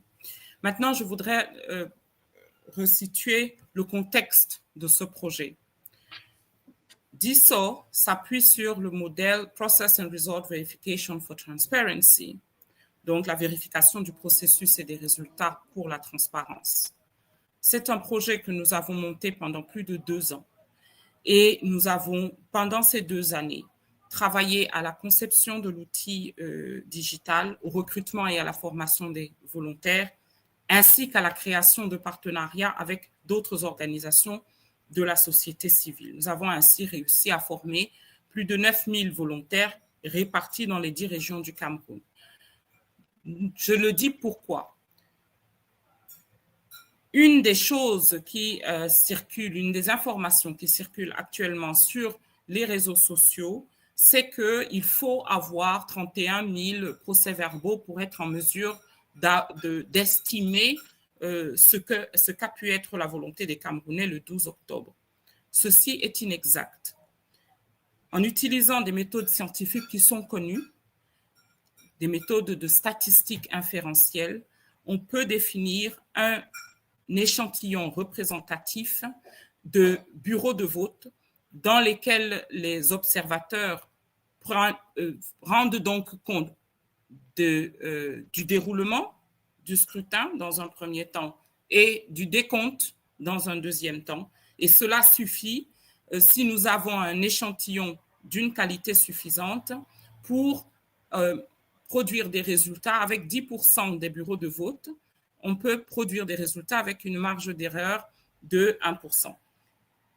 C'est ce qui a été fait dans plus de 170 élections dans le monde ces 30 dernières années. C'est ce qui a été fait au Sénégal l'année dernière. C'est ce qui a été fait au Malawi il y a quelques jours à peine. Il n'est donc pas nécessaire d'avoir l'ensemble des procès-verbaux, mais il est nécessaire d'avoir un échantillon représentatif de bureaux de vote. Et comment est-ce que l'on fait on rend un échantillon représentatif? Il faut connaître la réalité globale. L'un des plus grands défis de notre projet a été de connaître la réalité globale. Et j'entends par là le manque de transparence d'Elecam par rapport au nombre exact et à la situation exacte des bureaux de vote. Pour que notre technologie fonctionne correctement, nous avions besoin des données sur les bureaux de vote et sur le nombre d'électeurs inscrits par bureau. Ces informations essentielles ont été mises à la disposition du public seulement lundi dernier, moins d'une semaine donc avant le vote, et elles ont été mises à la disposition du public dans un format et sur un support qui ne permettait pas d'exploiter ces informations. Elecam a publié 1500 images sur Facebook, nous empêchant donc de recueillir rapidement les données indispensables dans un délai raisonnable pour pouvoir définir notre échantillon représentatif. Rien que le travail pour compiler les images, en extraire manuellement les chiffres et convertir les chiffres en fichiers exploitables a pris 3 jours. À la fin, en nettoyant toutes les données, nous avons constaté un certain nombre d'incohérences entre les totaux régionaux et les chiffres nationaux publiés par Elecam. Malgré ces obstacles, nous avons persévéré parce que nous croyons que le Cameroun mérite la transparence. Kingsley.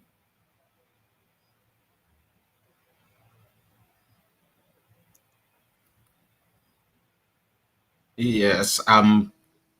So we would like at this point to look at the context behind this project, because many people just hear there's DISO, but it has an international context to it.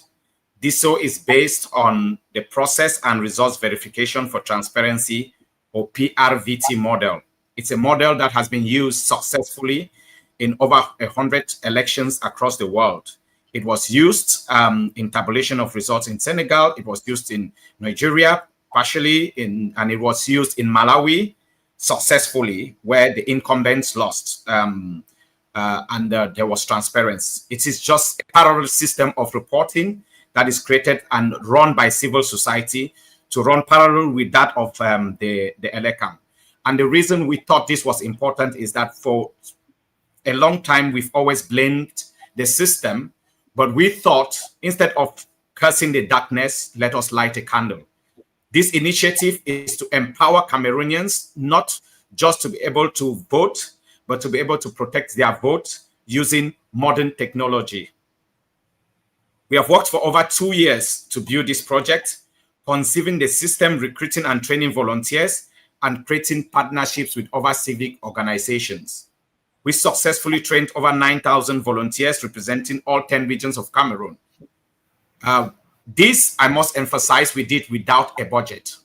There is no organization behind DISO that is providing finance.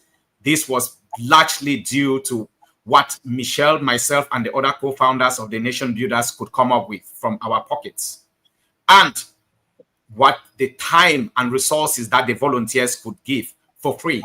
So we did something that political parties don't do, which is we asked Cameroonians to own their own destiny, and they stood up and they got counted. And we got 9,000 volunteers registered and trained in a very short space of time with almost no resources from anywhere else other than from ourselves.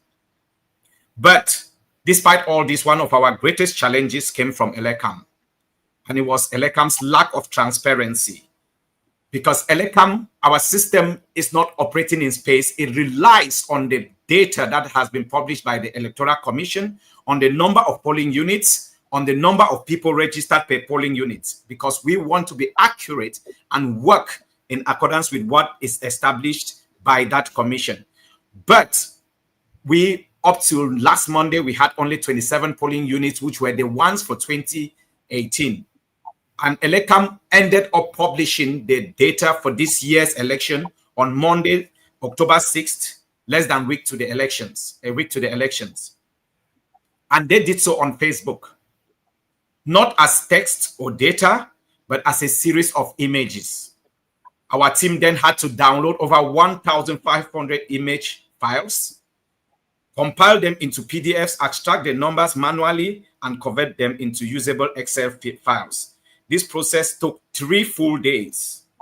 When we finished cleaning the data, we discovered numerous discrepancies between regional totals and Elecam's national figures. For example, you had seen that the Northwest had 600 and this thousand votes. The Southwest has 400 and something thousand votes.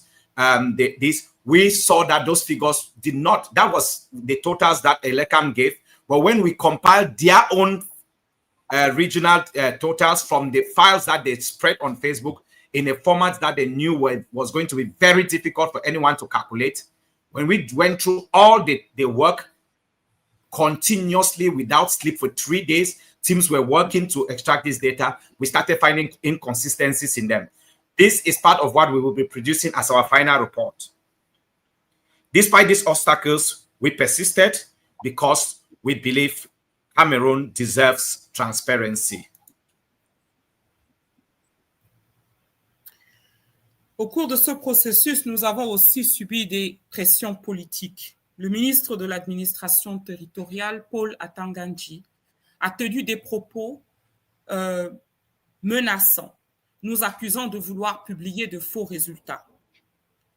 Soyons clairs, c'est une grande déformation de la réalité et une manœuvre d'intimidation, laquelle vise à restreindre encore plus qu'il ne l'est déjà l'espace civique. DISO n'a jamais eu pour objectif de proclamer des résultats. Nous ne sommes pas un acteur politique, nous ne sommes pas Elecam.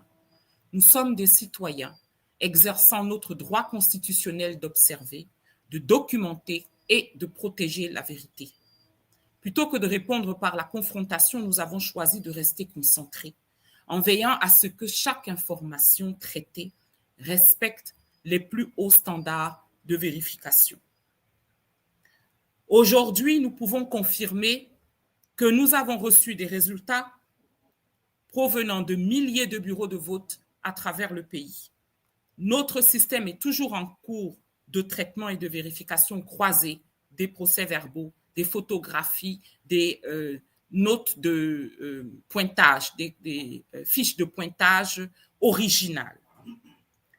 Les données dont nous disposons jusqu'à présent, et je tiens à le souligner, elles sont préliminaires, montrent que le candidat du FSNC, Issa Chiroma Bakari, arrive en tête, suivi du président sortant Paul Biya, bien après les autres candidats. Nous continuons à vérifier et à mettre à jour ces chiffres quotidiennement au fur et à mesure que nous recevons de nouvelles données des observateurs et des citoyens.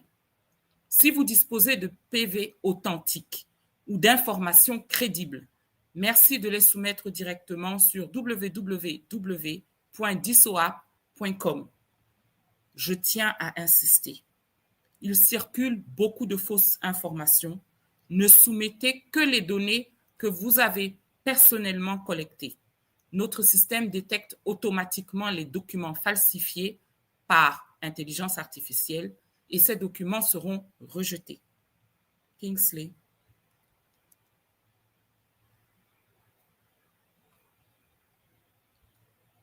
Yes, so obviously, I know that many of you would have guessed already, or you would have seen already that this project did not go without challenges from the government. As soon as we announced this project, we started receiving threats from the Minister of Territorial Administration, Paul Atanganji, who made statements accusing us of trying to publish false results. I mean, it's laughable because he said that when the election had not even taken place, he's already assuming that civil society wants to publish false results. But let's be clear. This was a gross misrepresentation of our work and amounts to intimidation that was simply aimed at shrinking civic space further. We know how he has done with a lot of NGOs that work for accountability in Cameroon, and he was struggling to do exactly the same with DISO. We as citizens And DISO is not about declaring results. We are not a political actor, and we are not Elecam. We are simply exercising our constitutional rights to observe, document, and protect the truth. So rather than respond with confrontation, we stayed focused, ensuring that every piece of information we handle meets the highest standards of verification. If someone is not afraid of the truth, they will not be afraid of DISO. If someone has nothing to hide, they will have no problem with DISO, because DISO simply helps everyone involved in the electoral process to handle things perfectly. As a matter of fact, we will not need DISO if Elecam did its job properly. Today, we can confirm that we have received from hundreds of polling units across the country preliminary results. Our system is still processing and cross-checking these results against original PVs that we've also received. The data we have so far, and I must emphasize these are preliminary, shows FSNC candidate Issa Chiroma Bakari leading, followed by incumbent President Paul Biya, and then others. You have heard some of them who also have partial data have come up to concede. That is actually consistent with the data we have. So we are continuing to verify and upload these results daily as more data comes in from our observers and from citizens. If you have authentic PV or credible information, please submit them directly via www.disoapp.com, and we will cross-check them, and we will be able to collect the data.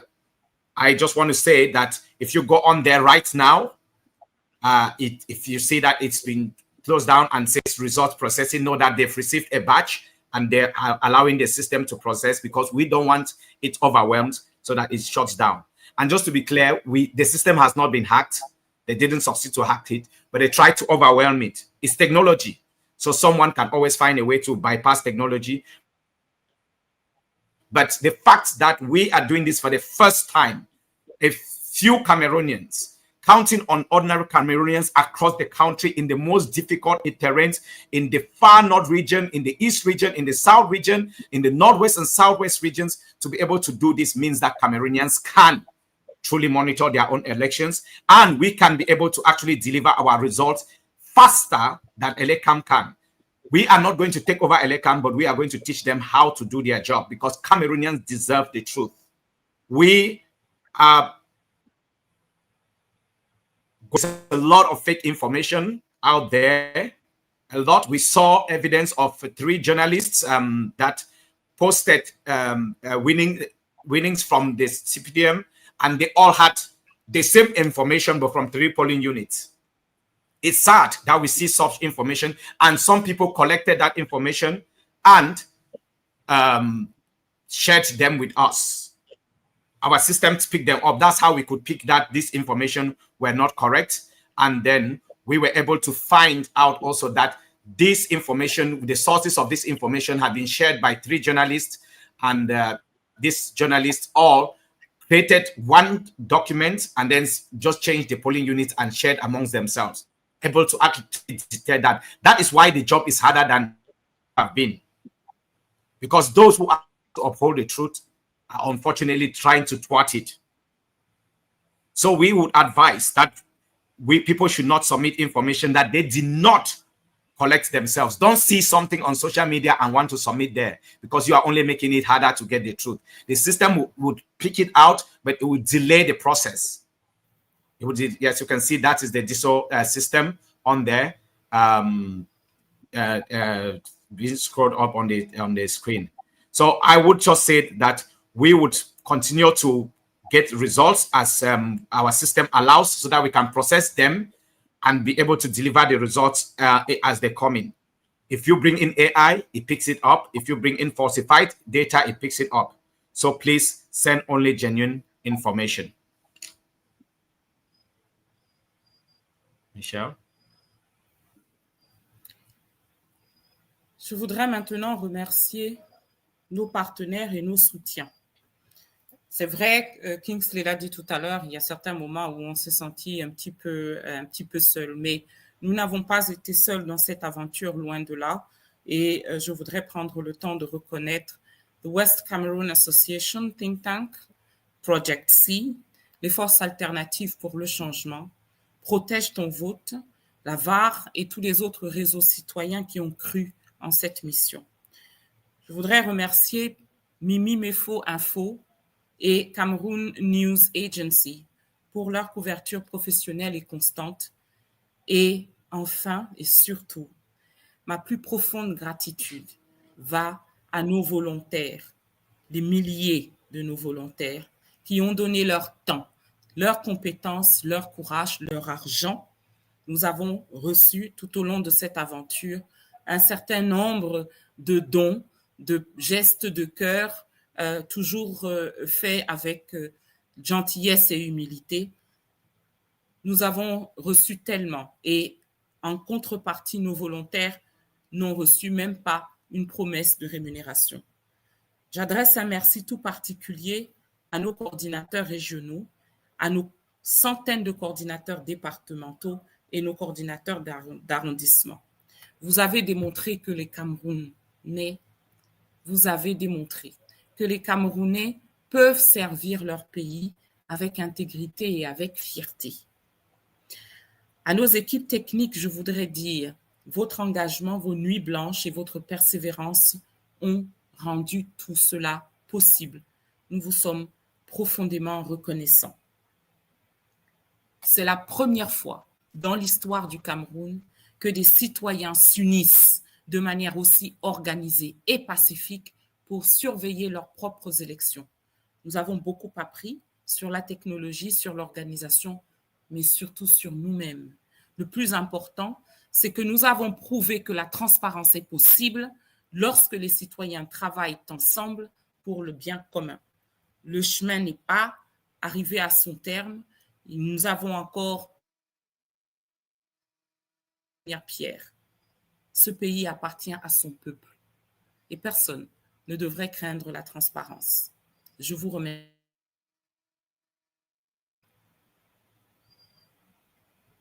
So I would also want to take this moment to thank our partners and supporters. Obviously, we said it that it was a coalition of civil societies. Yes, it was an initiative of the nation builders. This was originally conceived by the nation builders, but along the way, we formed coalitions with other civil society organizations that had the same vision or who were trying to do the same thing. Once we came up with the idea, pioneered it, many people picked it up, and we tried to bring many together. I want to thank particularly here the West Cameroon Association, WCA. It's a think tank organization. We want to thank Project C. They've been here on this platform a number of times. They've really been supportive. We want to thank Force Alternative pour le Changement, the FRC, Protège ton vote. You would have seen them. They've also been working on things like this, and the VAR. They also helped us because we couldn't get all these 9,000 volunteers trained. Political parties don't succeed to get 1,000. Some political parties don't get 3,000, but we got 9,000 in 1 year, and we got all of them thanks to this coordination between the different civil society organizations I've mentioned. And we also want to thank media organs, MMI News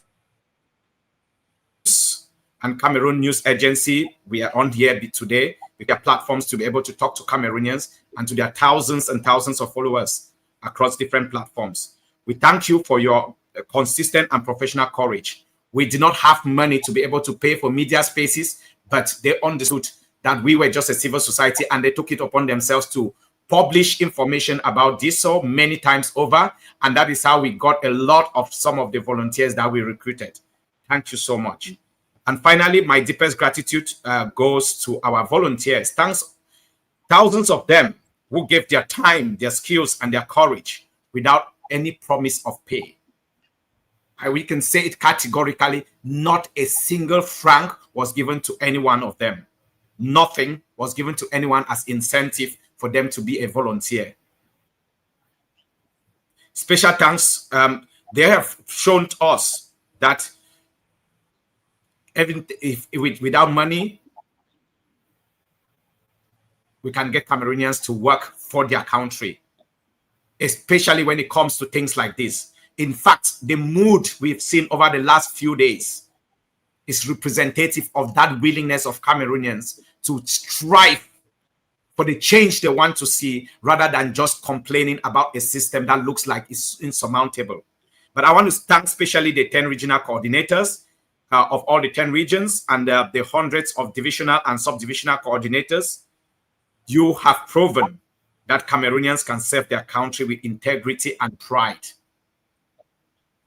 To our technical teams, your commitment, your sleepless nights, and your resilience made this possible. We are deeply grateful.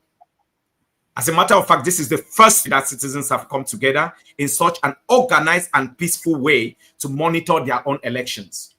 Those of you who were here a long time ago, you heard the reports from the international observers. They came, they stayed in Yaoundé, and then they gave a report that looked like everything went fine. But we, the Cameroonians who went out there without a budget, who covered in our own individual polling units, know the truth. We don't need foreigners coming in to tell us the truth when we know that truth. And that is what we will continue to do with this project. We have learned a lot from technology, about organization, and about ourselves. I will never take a Cameroonian for granted again, because they've proven to me that they can do it.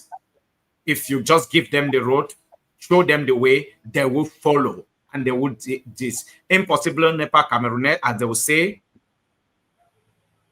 They say we are the continent. I used to think those were just what I saw in the volunteers, in the technical teams that were doing it for free. When we talk of technical teams, these are technical teams of Cameroonians working, building technology that can serve their nation and doing so for free. When we checked the cost, I would have to say it, when we checked the cost of producing this platform, it was $24,500.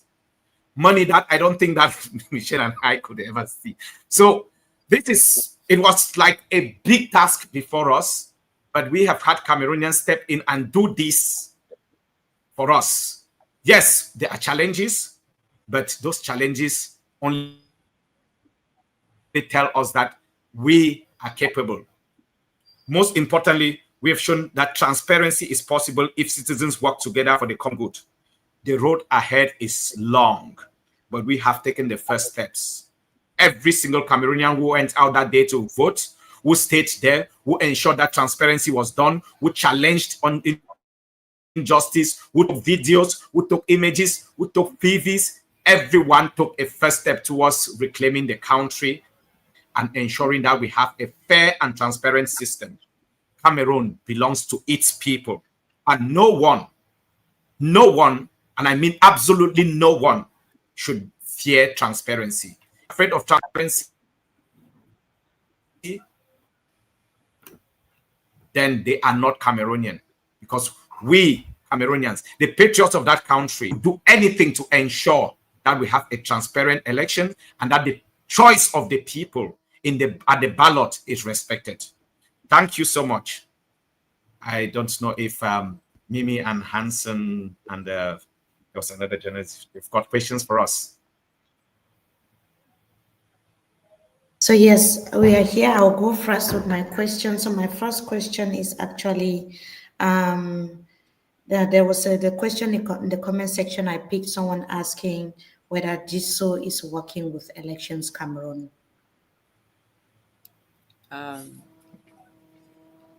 Kingsley, do you want to answer that? It's yes, difficult. Okay, let me just start because there's a question in English. Absolutely not. I think you've already heard from our presentation that we actually struggled because Elecam would not release data.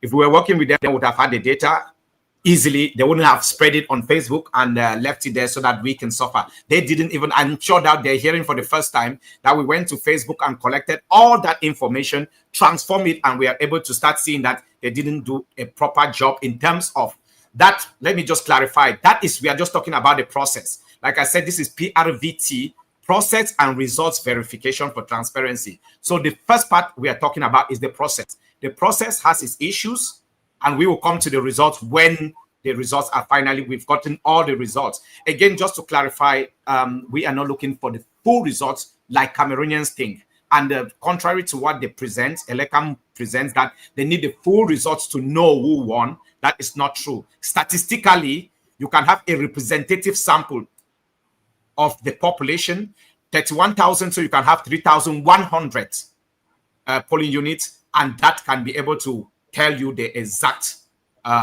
person who won, and it will be a margin of error of just about 0.5, if I'm not mistaken. Yes. So the answer to that question is simply no. We don't work with Elecam. We are a group of Cameroonians, citizens, volunteers. They are not known because we did not take accreditation from Tanganji. We didn't need his accreditation because the electoral code permits us, everyone who is registered to vote, to be there. Okay, so Hanson, you have the next question. Yes, I just want to know, we've been seeing you on the opposition front. That's clear. So how did the coalition ensure impartiality, given that some people may perceive it as an opposition-linked initiative? We clearly have a bias when it comes to the institution governing this country, clearly, because as we were saying, October 2018, we received results from Elecam, and it was clear that those results were not the true reflection of Cameroonians' will. It was clear. Then we see that we are looking for data like something that should be put out there very willingly by Elecam. List of voters, list of polling stations. We did not get it until the 6th of October. And we know that some political leaders have sued Elecam to get this information because it is vital. We noticed that on the day of the election, we received reports that some polling stations were moved that very day, in Southwest and Northwest in particular. In some areas, they moved the polling station that very Sunday morning. Military escorting voters to the new place and taking their phones away from them. So this is not to tell you that this institution, these authorities are there to promote transparency. We have sent letters because we did not want to rely on this bias. We sent letters to all the candidates, including Paul Biya, telling them about this initiative and telling.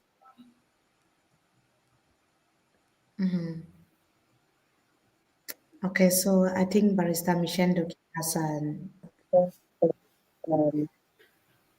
think Kingsley is there to. Okay. Yes, Barrister will certainly join us.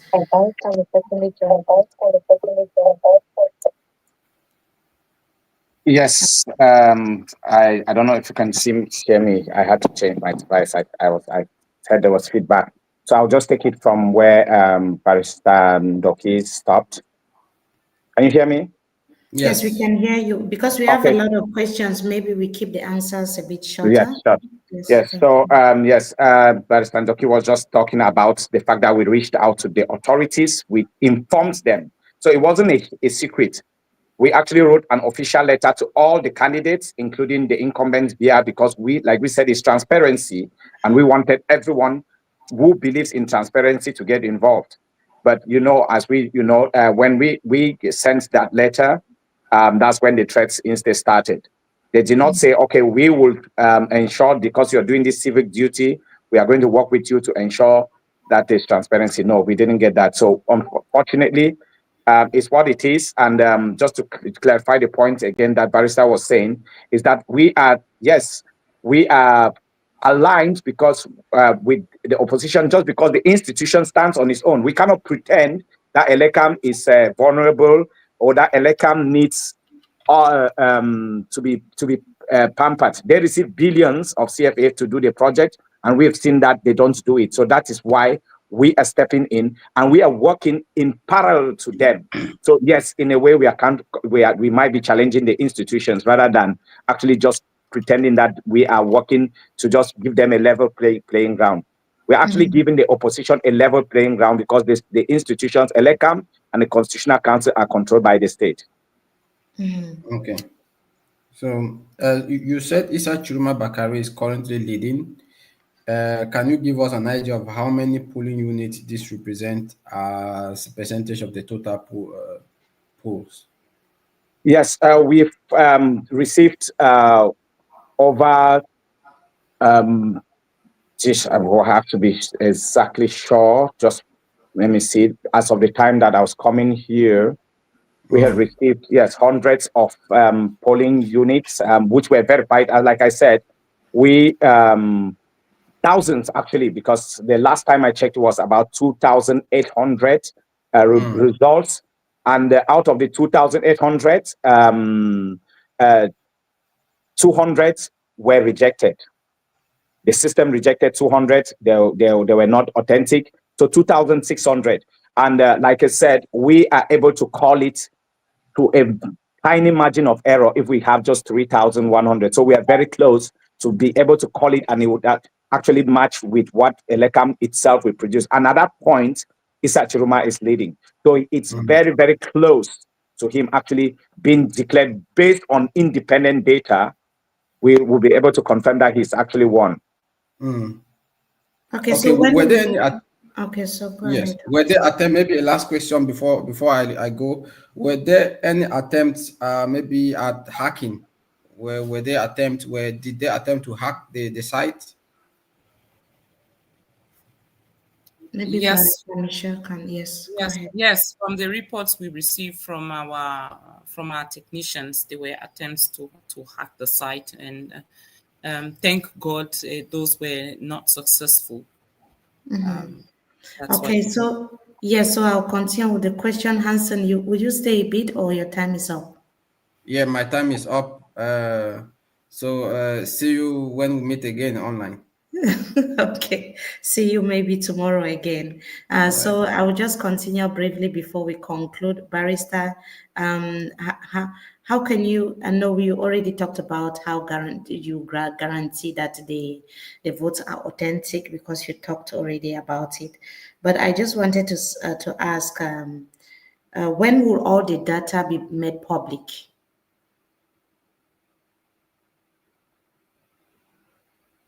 Are you there, Barrister?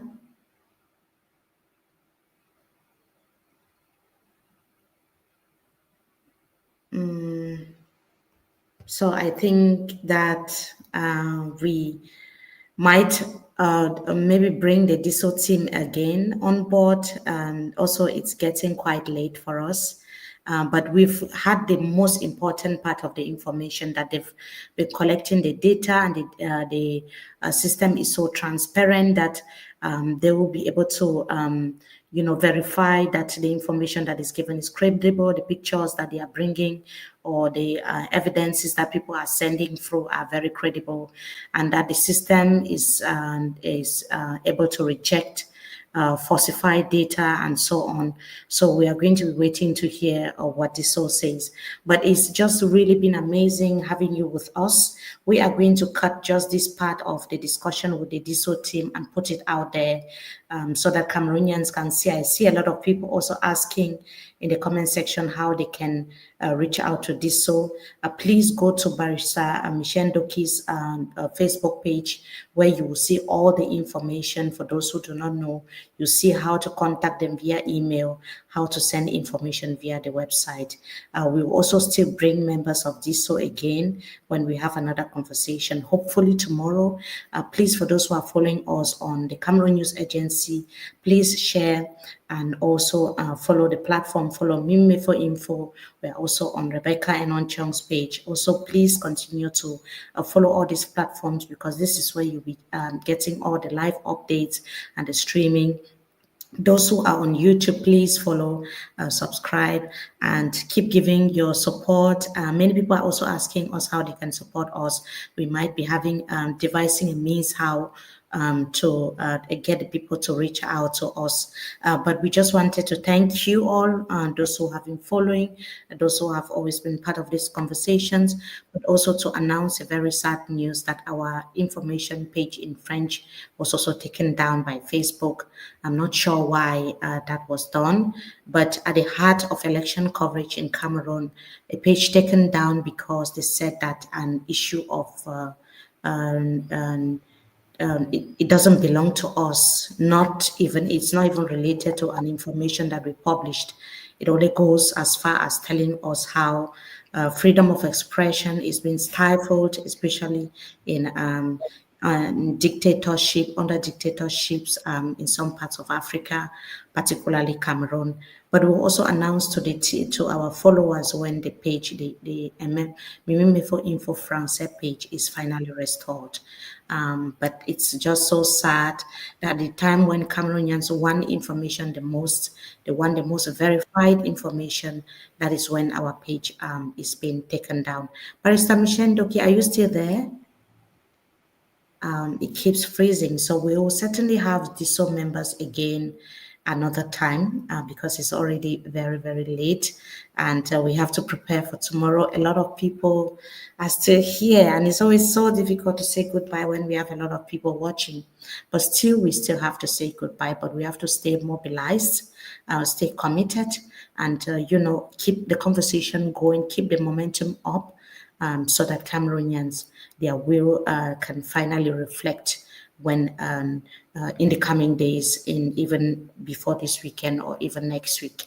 And as a media, as journalists, we continue to work together. I know it's one of the most difficult moments in our country, but it's also very historic because I see for the first time that Cameroonians are more than willing to stand up for what they know is right, to stand up and fight for their country, and nothing is going to stop them. We're having information also that in the town of Kuseri, some officials who were about to transport, let me get the facts straight. So tensions in Kuseri where the supporters of Issa Shoma Bakari's party stormed the office of the court president. They're accusing the court president, they're accusing Elecam municipal officer, Mr. Makari, of transporting falsified polling reports that differ from what held by the party's polling agents representing Issa Shoma Bakari. So the protesters have so far denounced what they described as an open attempt to manipulate election results in favor of the ruling CPDM. And in response to the growing unrest, the courthouse has been placed under a total blockade by security forces. So there's tension. If you go to our different social media platforms like YouTube and also Facebook, you will see our Facebook page in English because the French Facebook page has been suspended. So thank you once again, everyone. It's always a pleasure being with you. Like I said, please keep the momentum going, keep sharing, keep commenting, and keep liking. We love you all so much. Let us stay one and united today and always. Thank you and goodbye.